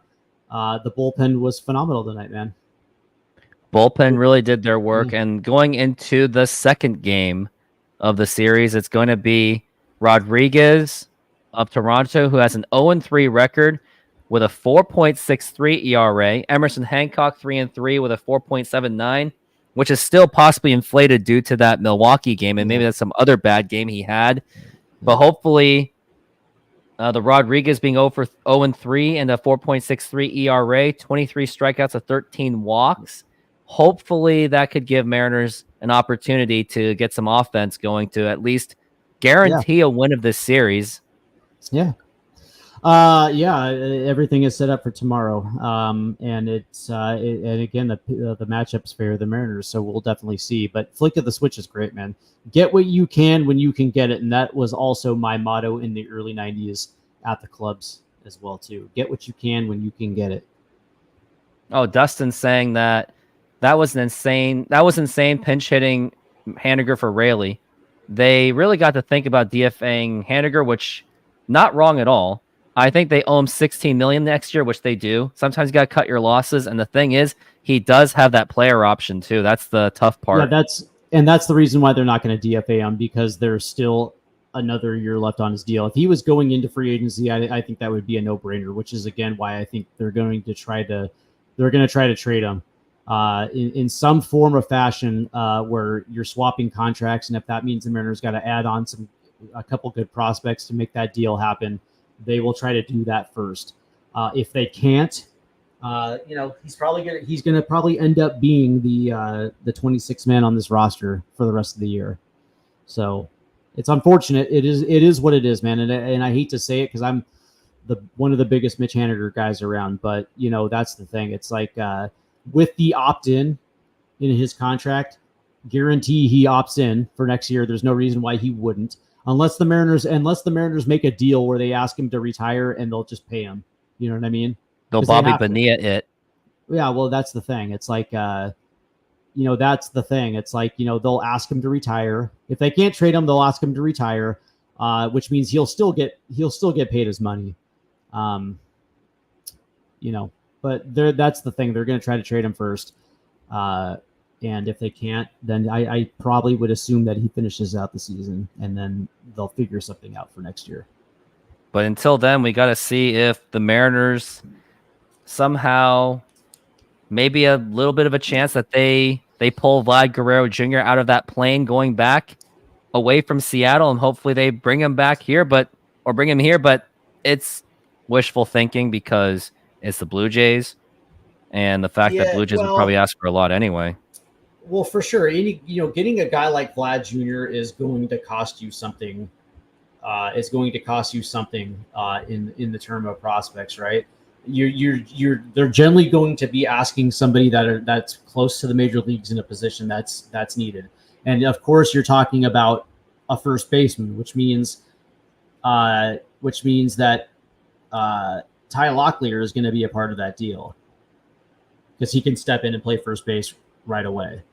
And it resets that position for the next 6 years, right? So you're looking at a probably a prospect package that's going to include 4. So you're probably talking like Ty Locklear, Harry Ford, Cole Young, and then Ty Pete maybe. You know what I mean? Yep. And by the way, I'm 100% all for that too. For a dude like Vlad Jr., 100%. Or even like the likes of the Pete Alonso, Luis Robert Jr. Big game hunting is always fun, 100%. But that's going to be the realistic package that you're going to have to give up, and that means Mariner fans are going to have to disassociate. They're going to have to suck it up. They're going to have to disassociate themselves of overhyping their own prospects, right? Because everybody keeps saying it's like I'll give you a good example, right? With Laz Montez, everybody's like, well, that's going to be Yordan Alvarez. Maybe, but he could also end up being Evan White or Jared Kelnick or Kyle Lewis, guys that just flamed out. Like the success rate on prospects is lower than 40%. You know what I mean? Usually most top prospects don't pan out. Everybody sees what Baltimore's doing, and you have to understand that that's extremely, extremely lucky that shit happens. It's rare. Just like Mariners got lucky with their two number one picks of Griffey and A-Rod. It's like, listen, man, if you line up 10 top prospects, all of them in the top 100 in Major League Baseball, like you're looking at like maybe 2 or 3 really hitting. Kevin Kirby. Did you see Colby's rant on Locked On about prospects? What exactly did he say? Because I'm not going to take the time to watch it. I'm sorry. I wonder if he was but let me know what you said, Kevin Kirby. Yeah, but that's the reality. It's like good teams trade prospects. That's what good teams around baseball do. They don't hoard their prospects. They identify the ones that they want to keep. And so in that case, I'm sure the Mariners want to keep, Cole Emerson, and they want to keep Felnin Celestine, and the rest are going to get traded off. Like if winning the division and making a run at the World Series is a priority, that's what they'll do. And also, by the way, here's the other thing I want to bring up, right? Because a lot of these guys are in A-ball right now, and they're not going to see Major League Baseball until like 2028, 2029. And that means the Mariners have 4 draft class between now and then, and also 4 free agent, international free agent signing periods between now and then. And the idea that this team can't replenish the farm system is ridiculous. That's what they do best, is draft and develop. That's what they do. And the idea that you don't want to trade any of these guys because you feel like you're going to trade away the farm, it's like, dude, they're not going to be in Seattle until 2028. You don't give a shit about the Tacoma Rainiers. You care about the Seattle Mariners, right? This team drafts incredibly well. They develop incredibly well. And even if they have to they can get rid of 6 of their top prospects and they will be okay. Yeah, because we all got to repeat it, this isn't 97 where you traded away Derek Lowe, Jose Cruz Jr., and Jason Varitek with like nothing to look forward to, because prospects after that were like Joel Pinheiro, Gil Mesh, Ryan Anderson. But those guys are not at the level of the prospects we have now. So Mariners. But I also remember when fans coveted Ryan Anderson and Gil Mesh and Joel Pinheiro, and guess what happened to Ryan Anderson and Gil Mesh? Anderson flamed out. Gil Mesh, he flamed out, then had a comeback, then he flamed out. And then the other guy, Joel Pinheiro, he had 3 good seasons, maybe 2. Right. I think he had a couple good seasons in St. Louis, but kind of helps for Pinheiro's, his good seasons was kind of helped by the fact that he had Ichiro and Cammy and an unbelievable infield core. And then once those guys were gone, he was exposed. Dustin Ackley, Justin Smoke, Mike Zunino, Taijuan Walker, Danny Holtzen. Danny Holtzen was hoarded way too long. But he also had injury problems to begin with anyway. Yeah, that's the thing. He's right. Like, nobody gives a shit about it. The Modesto Nuts win. That's right, because you don't watch the Modesto Nuts. You watch the Seattle Mariners. So Colby is finally saying it, just like you said it too. It says, same thing Steve is saying. Prospects don't always pan out. We need to quit cuddling them. I wonder what Ty Gonzalez had to say about that. Because I heard Ty and Kobe are kind of like different from each other. Why do you think they're going with Hancock over end? Well, because they moved Logan Evans to the bullpen. Logan Evans is going to be a Seattle Mariner this year, but he's going to be coming out of the bullpen. I would like to see what he can do, because Mariners definitely need some depth help on that bullpen, especially when we get Gregory Santos back. And if Logan Evans pan out, maybe that could be enough. But then I would say it's enough to need just one more bullpen pitcher. Yeah, I just think that the idea that you do listen, because a lot of this is backlash because of the last 2 weeks. Yeah, they had a bad 2-week stretch, but they also had a bad 2-week stretch to start the season, and they had 10 weeks of good baseball where they were winning series, and they make 10 game lead in the division. Okay, and the idea that you don't want to get rid of prospects because you think that even adding it's still not going to matter. It will matter. The reality is the Mariners are still a first place ball team. And they're in the driver's seat, and they're in July in first place. The first time that's happened since 2003. And I just think it's ridiculous that you don't want to trade prospects and you don't want to win a division title because you think that it's not going to pan out.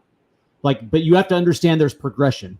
So yeah, they went to in 2022 was about ending the drought, and they did that. The next progression is winning a division, and this is a bad year for the division, and the division's there to be taken. And the other teams are also struggling, like the Yankees, too. And that's the next progression. And when you get into the playoffs and you have some of the best starting pitching in the American League, you have no idea what the hell is going to happen after that. So, yeah, you want to upgrade your offense because once you get into the dance, it changes everything. And I guarantee you that once the Mariners make the playoffs, all of this is going to be for nothing. And then the other thing, too, is the window is closing every single day, because don't forget, George Kirby, Logan Gilbert, Cal Raleigh, they are all going to be due for extensions. And I don't think the Mariners are even going to keep, they'll be lucky to keep one of them. And I think the one that they will keep is Logan Gilbert or maybe Cal Raleigh. Yeah, they're gonna have to trade one or two of those guys. But yeah, who do I think is going to cost more? Probably Robert, because I think the White Sox are trying to sell him as an all-star center fielder. Jerry Ryan, especially when you're working against that Jerry Reinsdorf.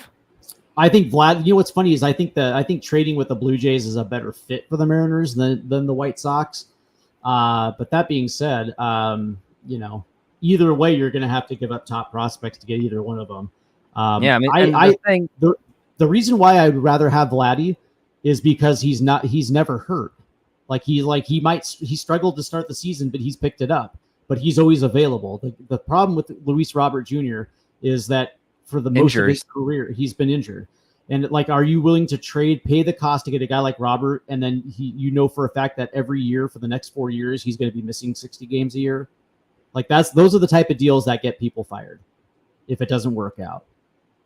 But Vlad Jr. would be the safer option, and maybe they won't have to. Well, they will have to give up quite a bit. And also, my other question to Mariner fans is, as much as I'm someone who strives to go to Everett as much as possible, I wonder what's the percentage of those Mariner fans that talk about those prospects all the time, like as if they're like the next future generations.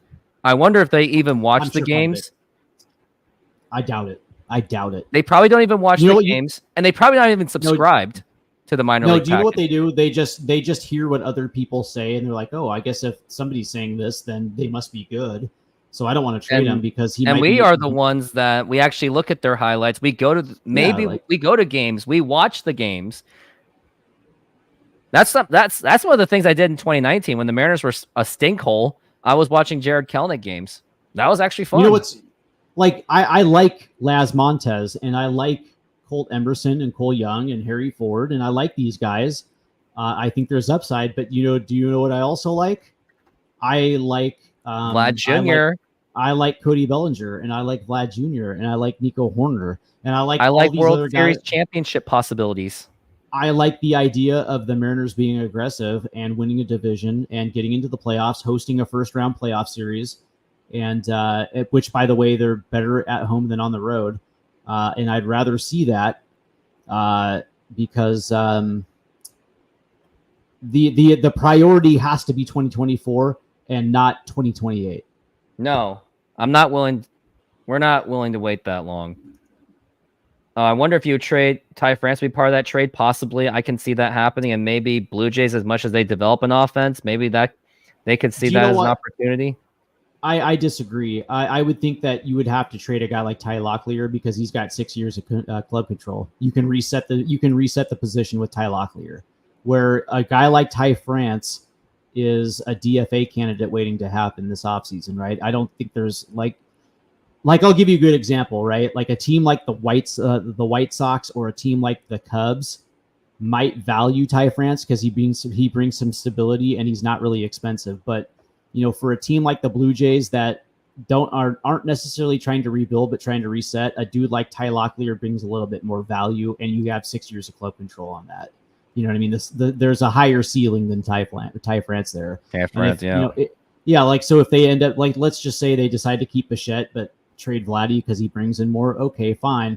You still have a pretty solid team around. You still have a pretty solid team on the field. You know what I mean? They can still compete, yeah. Yeah. It's just that with the Blue Jay, it would just be a PR standpoint if they trade Vlad Jr. because the Vlads are a very well known name in Canada. I mean, Vlad Guerrero Sr. and Vlad Guerrero Jr. So that's probably maybe the only reason they don't trade him.